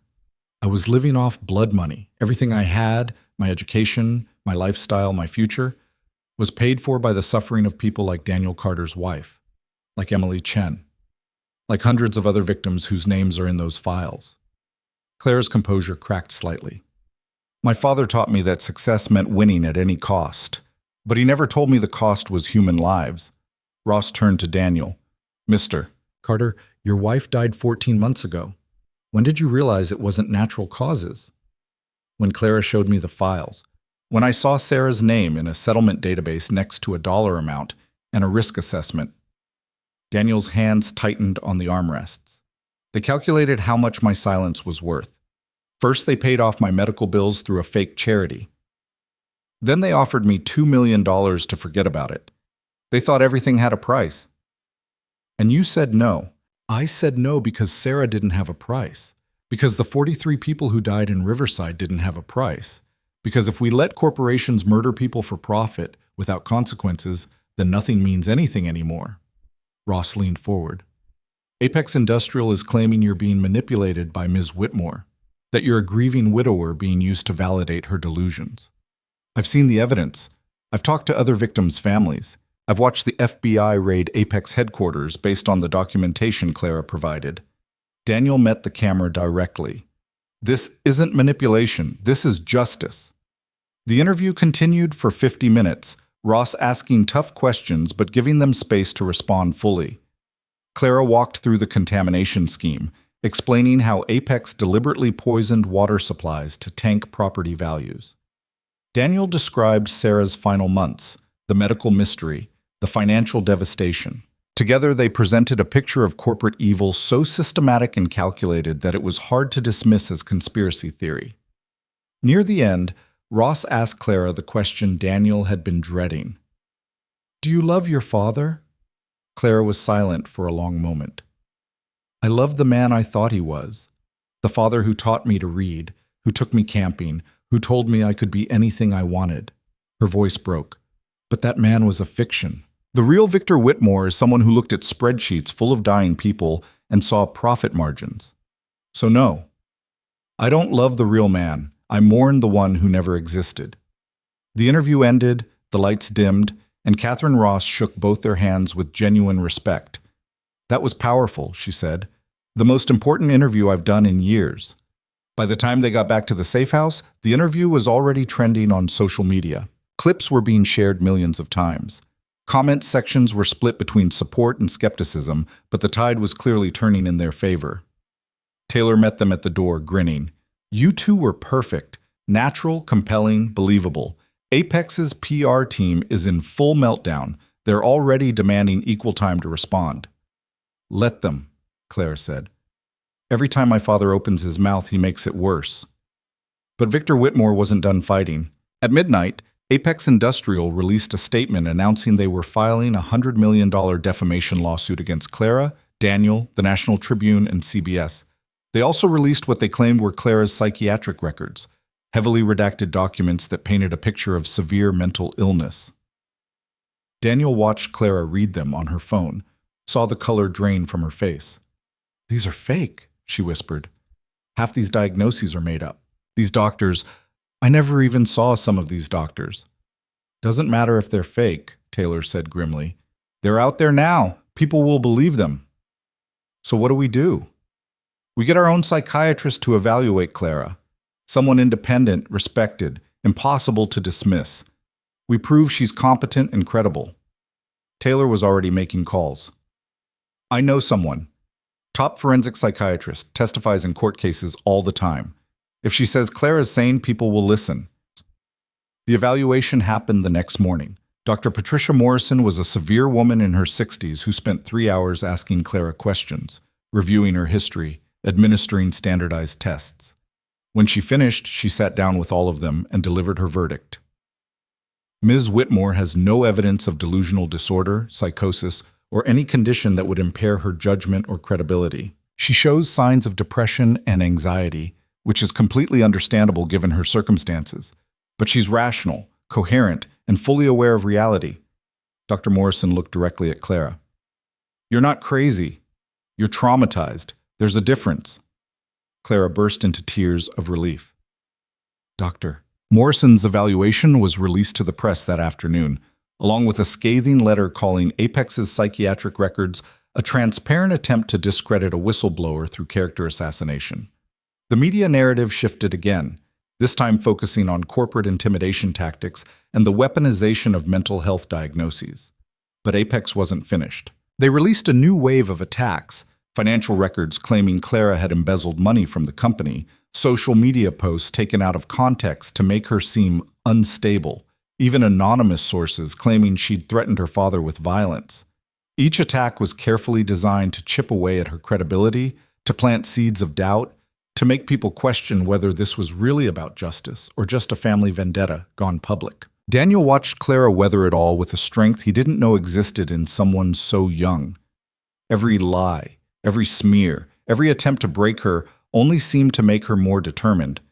"They're scared," she told him one night. "My father only fights this dirty when he's losing. Everything else he does is calculated and controlled. But this is panic." She was right. Over the next week, more victims came forward. Environmental groups released their own studies showing contamination patterns that matched Apex's property acquisitions. Whistleblowers from inside the company started contacting the FBI with corroborating evidence. The walls were closing in. And then, exactly 10 days after the story broke, Victor Whitmore made his fatal mistake. He agreed to an interview with a conservative cable news host known for softball questions and corporate-friendly coverage. Victor clearly expected sympathy, a platform to reinforce his narrative about the troubled daughter and the conspiracy against him. Instead, the host surprised everyone by actually asking hard questions. "Mr. Whitmore, If these allegations are false, why has the FBI found evidence corroborating them? Victor's composure slipped. The FBI is conducting a biased investigation based on fabricated documents. These documents have been verified by multiple independent sources. They've been manipulated by people with an agenda. What agenda would your daughter have to destroy her own family? She's mentally ill. I've already explained this. Multiple psychiatrists have evaluated her and found no evidence of delusion. Victor's face reddened. Those psychiatrists are being paid by the media to support a false narrative. So everyone's lying, the FBI, the psychiatrists, the victim families, the environmental groups, everyone except Apex Industrial? Yes. Victor slammed his hand on the desk. This is a coordinated attack by people who want to destroy successful businesses. My company employs thousands of people. We contribute billions to the economy. And you're going to take the word of a mentally unstable girl and a warehouse worker over decades of proven corporate citizenship? The mask had finally slipped. The polished businessman was gone, replaced by an arrogant oligarch who couldn't believe he was being questioned. The host pressed harder. But the evidence shows nothing. We made charitable donations. We helped sick families. That's not a crime. That's compassion, Victor was shouting now. You people want to punish success. You want to tear down anyone who's achieved anything because you're jealous and small and… Mr. Whitmore, are you saying the 43 deaths in Riverside were coincidence? I'm saying correlation isn't causation. People get sick. People die. That's life. Victor caught himself too late. What I mean is… But it was already over. The damage was done. Daniel watched the interview from the safe house, surrounded by victims' families, and felt something shift. This was the moment. The crack in the armor, the truth bleeding through the lies.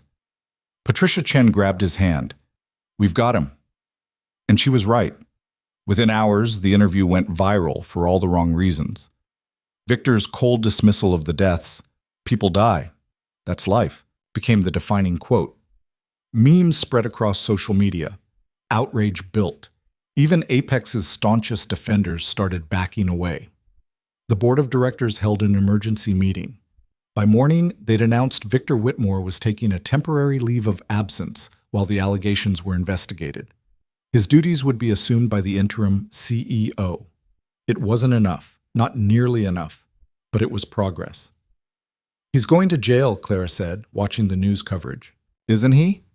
Maybe, Taylor said. The FBI is building a strong case, but rich people don't go to jail easily. Then we make sure they can't ignore it. Clara stood up.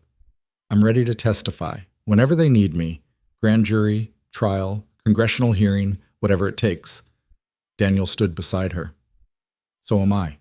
Marcus joined them. Me too. One by one, the families in the room stood. Patricia and Robert Chen. The Johnsons, who'd lost their son. The Rodriguezes, who'd lost their grandmother. All the people Apex had tried to silence with money and threats and legal intimidation, all of them ready to fight. Taylor smiled. Then let's finish this. The grand jury convened 3 weeks later in a federal courthouse surrounded by protesters. On one side, victims' families held photographs of their lost loved ones and signs demanding justice. On the other, Apex employees worried about their jobs chanted about media persecution and corporate witch hunts. Police barriers kept them separated, but the tension was thick enough to choke on. Daniel stood on the courthouse steps with Clara, Marcus, and Patricia Chen watching the chaos. Lily was back at the safe house with James, safely away from the spectacle. They'd tried to explain to her what a grand jury was, but she'd just said, "It's where we make sure the bad people get punished, right?" And that had seemed like explanation enough. Agent Reeves met them at the security checkpoint. "Ready?" "As we'll ever be," Daniel said. "Good. Because Apex's lawyers are already inside, and they're going to fight every single piece of evidence we present." Reeves led them through metal detectors and down marble hallways that echoed with their footsteps. Remember, this isn't a trial. The grand jury just decides if there's enough evidence to indict, but your testimony matters. Make them understand what happened. The grand jury room was smaller than Daniel expected, more intimate. 23 ordinary citizens sat in chairs arranged in a semicircle. their faces showing everything from curiosity to skepticism to outright sympathy. The prosecutor, a sharp-eyed woman named Margaret Lawson, stood ready with boxes of evidence and a presentation that had taken weeks to prepare. Clara went first. She walked them through everything: her discovery of the files, the systematic contamination scheme, the financial incentives that made murder profitable. She showed them the memos, the emails, the settlement agreements. She explained how her father had built an empire on the calculated suffering of innocent people. And she did it without crying, without breaking, her voice steady and clear. When Apex's lawyer tried to discredit her psychiatric history, Margaret Lawson shut it down immediately. Ms. Whitmore has been evaluated by 3 independent psychiatrists, all of whom found her competent and credible. Unless you have actual evidence of delusion, not just character attacks, I suggest you move on. The lawyer moved on. Daniel testified next, describing Sarah's illness in detail, so painful he had to pause several times to compose himself. He showed them the medical records, the bills that had bankrupted them, the settlement payment that had come through a shell charity. He held up the envelope containing $2 million and let them pass it around, let them feel the weight of blood money in their hands. They thought they could buy my silence, he said. They thought everyone had a price, but some things aren't for sale. My wife's memory isn't for sale. Justice isn't for sale. And the truth is that Apex Industrial deliberately poisoned water supplies in 7 cities, killed over 200 people, and tried to cover it up with money and legal threats. One of the grand jurors, an older black woman in the back row, wiped tears from her eyes. Patricia Chen testified about Emily, her vibrant 23-year-old daughter who'd been planning to start graduate school when the coughing started. She brought photos. Emily laughing at her college graduation, Emily hiking in the mountains, Emily in the hospital with tubes in her arms and terror in her eyes. The doctor said it was some kind of environmental exposure, Patricia said, but they couldn't tell us what or where. We thought maybe she had been exposed to something at work, or maybe it was mold in her apartment. We never suspected it was the water, that someone had poisoned the water on purpose. Robert Chen followed, describing how they'd accepted a settlement from the Community Wellness Fund without understanding it was Apex buying their silence. How they'd signed an NDA without realizing they were covering up a crime. How they'd lived with guilt and confusion for 2 years, wondering if they could have done something differently. When we saw the article, Robert said, when we saw that Emily wasn't alone, that there were dozens of others, hundreds of others, it was like finally being able to breathe again. We weren't crazy. We weren't imagining things. There was a reason, and someone was finally going to answer for it. The testimony continued for 3 days. Environmental scientists explained the contamination patterns. FBI agents presented financial records showing how Apex had profited from the scheme. Whistleblowers from inside the company testified about meetings where executives discussed casualty rates like they were discussing quarterly projections. Through it all, Victor Whitmore sat in the gallery, flanked by lawyers, his face an impassive mask. But Daniel watched him carefully and saw the cracks forming, the tension in his jaw, the way his hands gripped the armrests, the brief moments when his composure slipped and raw fury showed through. This man who'd built an empire was watching it crumble, and there was nothing he could do to stop it. On the 4th day, the grand jury voted, 23-0. Victor Whitmore was indicted on 47 counts, including negligent homicide, corporate fraud, conspiracy to commit murder, and obstruction of justice. 6 other Apex executives were indicted alongside him. The company itself faced criminal charges that could result in its complete dissolution. Outside the courthouse, reporters swarmed them. Cameras flashed. Microphones were shoved in their faces. Everyone was shouting questions at once. Daniel let Clara speak first. She stood at the podium, looking smaller than ever but somehow stronger too, and addressed the crowd with a clarity that silenced them. Today, 23 ordinary citizens looked at the evidence and decided that even powerful corporations can be held accountable, she said. My father built an empire on lies and death. He taught me that success meant winning at any cost. But he was wrong. There are costs too high to pay, lines that shouldn't be crossed. And when you do cross them, when you value profit over human life, there should be consequences. She paused, looking directly at the cameras. To the families who lost someone, I know my testimony, my father's indictment. None of it brings back the people you love. I know the pain doesn't stop because of a jury vote, but I hope this is a start. I hope this means their deaths weren't meaningless, and I hope my father spends the rest of his life understanding what he destroyed." Daniel stepped up beside her. "Sarah Carter was my wife, my partner, the mother of my daughter. Apex Industrial took her from us. They calculated how much her life was worth in dollars and decided it was an acceptable loss. But they were wrong. Her life was worth everything, and every person who died because of what they did, their lives were worth everything too." His voice strengthened. "This isn't over. There's still a trial ahead. There are still civil suits to file. There's still a company to dismantle and victims to compensate. But today we proved that the powerful aren't untouchable, that the truth matters, that ordinary people standing together can face down a billion-dollar corporation and win." The crowd erupted in applause. The victims' families stood together, holding photos of their lost loved ones, tears streaming down their faces.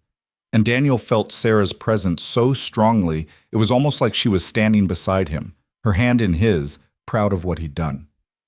The trial itself took 6 months to prepare. Apex's lawyers filed motion after motion trying to suppress evidence, dismiss charges, delay proceedings. They argued that the documents were obtained illegally, that Clara's testimony was unreliable, that the environmental evidence was circumstantial, that correlation wasn't causation. Judge Maria Santos denied every motion with increasing impatience. "This court will not be complicit in obstruction," she said after the 15th attempt to delay. "The people deserve their day in court. The victims deserve justice, and the defendants will face these charges." During those 6 months, Daniel's life transformed in ways he never expected. The $2 million Apex had tried to give him became evidence in the criminal case, but other families who'd accepted settlements started filing civil suits to break their NDAs and demand real compensation. Daniel joined as a lead plaintiff, representing not just Sarah, but all the victims. A major law firm took the case pro bono, seeing it as a chance to make history. "This is the kind of case that changes precedent," the lead attorney told Daniel. "If we win, it becomes exponentially harder for corporations to poison people for profit." The settlement negotiations started at $50 million. The lawyers countered with $5 billion. They eventually settled on $2 billion to be distributed among all verified victims and their families, with additional funds for environmental cleanup and medical monitoring for anyone who'd been exposed. Daniel's share came to just under $8 million. He stared at the number on the settlement agreement, thinking about how they'd offered him $2 million to stay quiet, and how fighting back had quadrupled that while also helping hundreds of other families. "Blood money," he said to Marcus, "no matter how much it is." "Maybe," Marcus replied. "Or maybe it's restitution, justice in dollar form. Use it to build the life Sarah wanted for Lily. That's not blood money. That's honoring her memory." Daniel used some of it to pay off every debt. He bought a small house in a good school district with a yard where Lily could play. He set up a college fund that would guarantee she never had to worry about education costs. He donated $1 million to environmental advocacy groups fighting corporate pollution. And he established the Sarah Carter Foundation, dedicated to helping families affected by corporate negligence get the legal and medical support they needed to fight back. Clara used her settlement money, she'd been included as a victim of her father's manipulation and abuse, to finish her environmental science degree and fund research into corporate accountability. She moved into a modest apartment, cut all ties with the Whitmore family fortune, and started rebuilding her life from scratch. She and Daniel remained close. Not quite family, not quite friends, but something deeper born from shared trauma and the fight for justice. She had dinner with them twice a week, helped Lily with homework, and slowly started to believe that she was more than just Victor Whitmore's daughter. The trial finally began on a cold January morning, almost a year after Daniel had opened that envelope and discovered the truth. The courthouse was packed with media, victims' families, and curious onlookers. Security was massive. Threats had been made against Daniel, Clara, and several of the jurors. James and his team provided round-the-clock protection. Victor Whitmore arrived in an expensive suit, looking thinner but still arrogant. His lawyers surrounded him like a protective wall, whispering strategy and projecting confidence. But Daniel saw through it, saw the fear underneath. The knowledge that this time money might not be enough to save him. The prosecution's case was devastating. Margaret Lawson presented witness after witness, document after document, building an irrefutable picture of corporate murder. Environmental scientists showed how the contamination patterns matched Apex's property acquisition timeline with 98% correlation. Medical experts testified about the distinctive symptoms that appeared in all the victims. Financial analysts demonstrated how Apex had profited billions from land purchased at depressed prices, and the victims' families told their stories. One after another, they stood in that courtroom and described watching their loved ones die, while doctors shrugged and Apex's lawyers stood ready with settlement offers and NDAs. When it was Daniel's turn, he brought Lily with him. She sat in the front row, clutching her elephant, watching her father take the stand. "Mr. Carter," Margaret Lawson said gently, "tell the jury about your wife." Daniel took a deep breath. "Sarah was the strongest person I knew. She was an artist, a dreamer, someone who believed the world could be better if people just tried harder. She volunteered at homeless shelters. She painted murals for underfunded schools. She made our tiny apartment feel like a palace because she filled it with love and laughter and hope." His voice broke. "And then she got sick, started coughing, couldn't catch her breath. The doctors ran every test imaginable and found nothing. No virus, no bacteria, no genetic condition. Just her lungs filling with fluid for no reason they could identify." "How long did she suffer?" 4 months? 4 months of hospitals and treatments that didn't work and bills we couldn't pay.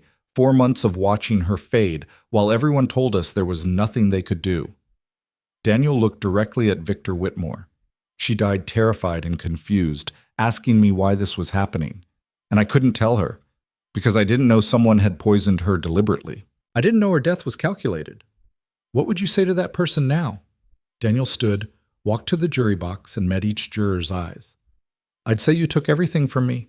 You took my wife, my partner, my daughter's mother. You took our future together. You took Lily's childhood memories of her mom. You took it all because you wanted to save money on real estate. And I'd ask, was it worth it? Was the profit worth Sarah's life? Worth 43 lives in our city alone? Worth 200 lives nationwide?" He turned to face Victor directly.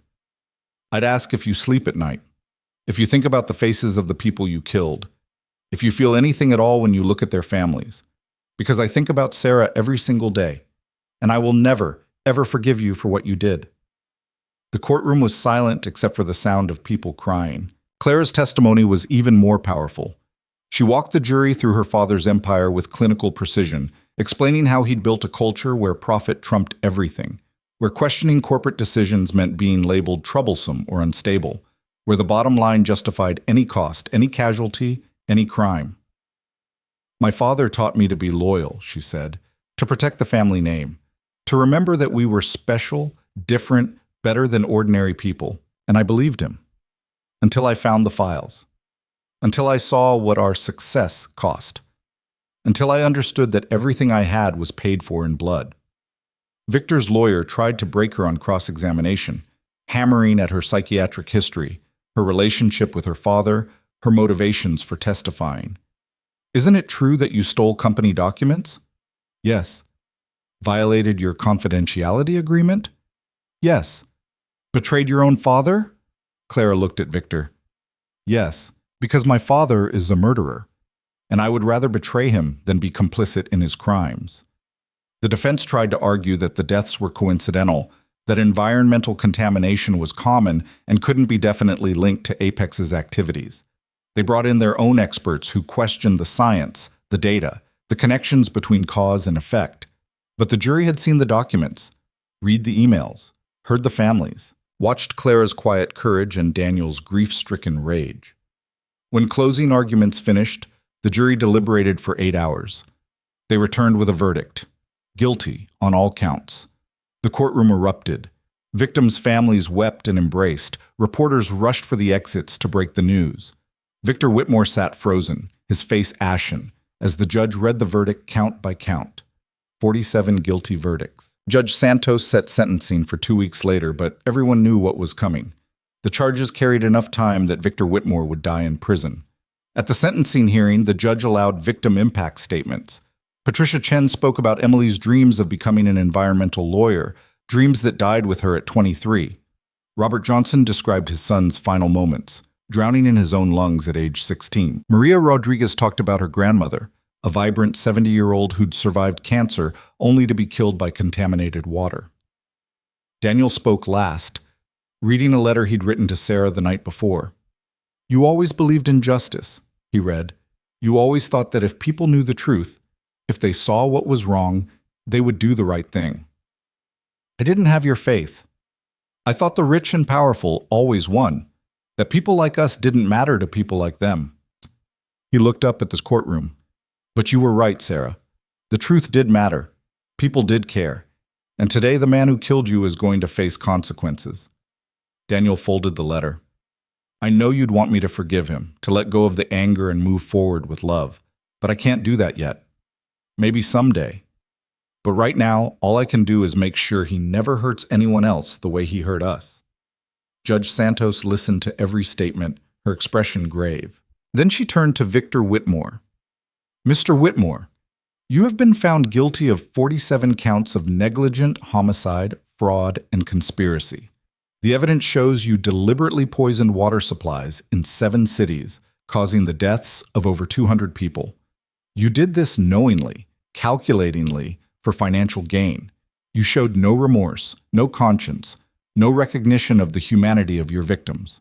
She paused. "I have been a judge for 23 years. I have seen many terrible crimes. But I have never seen such a cold, systematic disregard for human life from someone who had every advantage, every opportunity to do good in this world. You had wealth beyond measure. You had influence. You had the power to help people. Instead, you killed them." Victor's lawyer started to object, but Judge Santos cut him off. "The sentence of this court is as follows: life in prison without possibility of parole on each count of negligent homicide to be served consecutively. Additionally, all assets of Apex Industrial Group will be seized and distributed to the victims. You will spend the rest of your natural life in federal prison, and you will die knowing that everything you built was destroyed by the truth." She brought down the gavel. "We are adjourned." Victor Whitmore was led away in handcuffs, his empire shattered, his legacy destroyed. And Daniel felt something he hadn't felt in almost 2 years. Peace. Not happiness. Sarah was still gone, and nothing would bring her back. But the gnawing rage, the helpless fury, the desperate need for someone to acknowledge what had been taken from him, all of that finally eased. Justice had been served. And outside the courthouse, Daniel and Clara stood together on the steps where this had all begun, surrounded by families who'd fought alongside them. The media wanted statements, but for once, Daniel had nothing to say. He'd said it all in that courtroom. The world knew the truth now. The powerful had been held accountable, and Sarah's death meant something. Clara leaned against him, exhausted and relieved. "It's really over." "Yeah," Daniel said. "It is. What happens now?" "We live. We rebuild. We make sure this never happens again." He looked at her. "You okay?" "I don't know. Ask me in a few years." She managed a small smile. "But I think I will be, eventually." Patricia Chen approached with her husband. "Thank you," she said simply, "for standing up, for speaking out, for making this possible." "We did it together," Daniel replied. "All of us." Marcus joined them with Lily, who'd been waiting in a nearby cafe away from the chaos. She ran to Daniel and wrapped her arms around his waist. "Did we win, Daddy?" "Yeah, baby, we won." "Good." She looked up at him with Sarah's eyes. "Mommy would be proud of you." Daniel lifted her into his arms, holding her tight. "I hope so, sweetheart. I really hope so." Life moved forward slowly, carefully, like walking on new legs after a long illness. Daniel threw himself into the Sarah Carter Foundation, helping other families navigate the impossible maze of corporate accountability. He testified before Congress about the need for stronger environmental protections. He spoke at universities about the importance of whistleblowers and the courage it took to stand against power. Clara graduated with her environmental science degree and immediately went to work for the EPA, using her insider knowledge of corporate tactics to strengthen regulations. She and Daniel co-authored a book about their experience, with all proceeds going to victim advocacy groups. She dated occasionally, slowly learning to trust again, to believe that she was more than her father's crimes. Marcus opened a community center in Riverside dedicated to the victims, a place where families could gather and remember and support each other. It became a hub for environmental justice work, training activists and providing resources to communities fighting corporate pollution. And Lily grew up knowing her mother had mattered, that Sarah's death had sparked a movement, that ordinary people standing together could change the world. 3 years after the trial, Daniel took Lily to Sarah's grave. It was a beautiful spring day, warm and clear, the kind of day Sarah had loved. They brought flowers and sat on the grass, talking about everything and nothing. "I'm doing good in school," Lily told her mother's headstone. "Straight A's in science. Clara says I might become an environmental lawyer someday. Help people like Daddy did." Daniel smiled. "You can be anything you want, baby." "I know, but I want to help people. Like you and Clara. Like Mommy did." Lily placed her flowers on the grave. "Is it okay if I don't remember her as much anymore? Sometimes I try really hard, but I can't remember her voice." Daniel's throat tightened. "That's okay. That's normal. But you know what? You have her smile, her kindness, her sense of justice. Those parts of her live on in you." "Really?" "Really. Every time you stand up for what's right, every time you help someone who needs it, that's your mom living on through you." Lily thought about this. "Then I'll keep doing that. So she's never really gone." "She'll never be gone, sweetheart. Not as long as we remember what she taught us." They sat together in comfortable silence, the sun warm on their faces, the world peaceful around them. Daniel thought about everything that had happened, the pain and the rage and the desperate fight for justice. He thought about the families who'd stood with him, the friends who'd supported him, the daughter who'd given him reason to keep going when everything felt hopeless. And he thought about Sarah, about the life they'd had and the future they'd lost. And he made a silent promise. Her death wouldn't be in vain. The work would continue. The fight for accountability would go on. And every family affected by corporate greed would know they weren't alone, that there were people ready to stand with them, to fight for them, to make sure justice prevailed. Because that's what Sarah would have wanted. Not revenge, not bitterness, but change. Real change that protected people and held the powerful accountable. As they walked back to the car, Lily took his hand. "Daddy, can Clara come to dinner tonight?" "Of course, I'll text her." "And can we invite Marcus too? And maybe Patricia and Robert?" Daniel smiled. "You want to invite everyone?" "Yeah, because we're a family now. Not by blood, but by choice, right?" "Right, baby, exactly right." That night, their small house was filled with laughter and conversation and the warmth of people who'd been through hell together and come out the other side. Clara brought dessert. Marcus made his famous chili. Patricia and Robert shared stories about Emily that made everyone laugh and cry in equal measure. And Daniel looked around at these people, this chosen family born from tragedy and forged in the fires of fighting for justice, and felt something he'd thought was lost forever. Hope. Not for what had been taken, but for what could still be built, for the lives they could still live, for the good they could still do. Sarah was gone. That truth would never change, would never stop hurting. But her legacy lived on, in the foundation that bore her name, in the families who'd found justice, in the regulations that now protected communities from corporate poisoning, in the daughter who carried her spirit forward, and in the simple, powerful truth that sometimes courage meant standing up to power even when you had everything to lose. That silence was complicity, that justice mattered, that ordinary people could change the world if they refused to look away from the truth. Later, after everyone had gone home and Lily was asleep, Daniel stood in her doorway watching her breathe, this precious person who was his entire world. He thought about the choice he'd made that night with the envelope on the table, the decision to fight instead of taking the money and disappearing. He'd been terrified. He'd doubted himself 1,000 times. He'd put everything at risk, but he'd do it all again. Because some things were worth fighting for. Justice was worth fighting for. Truth was worth fighting for. And Sarah, beautiful, brave, irreplaceable Sarah, she'd been worth every second of that fight. Daniel pulled out his phone and typed a message to Clara. "Thank you for opening my door that day. Thank you for having the courage to do what was right, even when it cost you everything. Sarah would have loved you." Clara's response came quickly. "I think she brought us together, from wherever she is, making sure her death meant something, making sure you had someone to fight alongside. I miss her too, even though I never met her. Maybe someday I'll be able to forgive your father." Maybe someday I will too, but not today.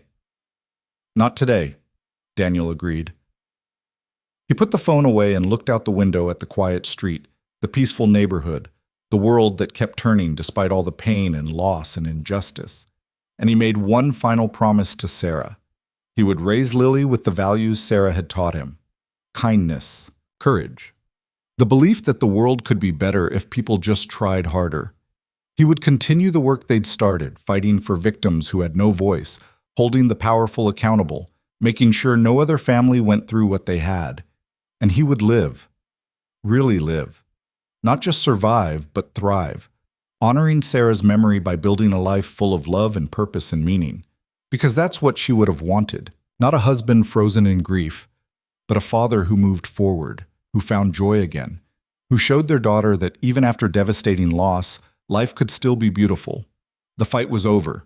Justice had been served, and now it was time to live, time to be the person Sarah had always believed he could be, time to prove that love was stronger than death, that truth was more powerful than lies, and that sometimes the bravest thing you could do was simply refuse to stay silent when the world demanded your compliance. Daniel closed the curtain and went to bed, exhausted but at peace. Tomorrow would bring new challenges, new fights, new opportunities to make a difference. But tonight, he could rest. Because he'd done what he set out to do. He'd fought for Sarah.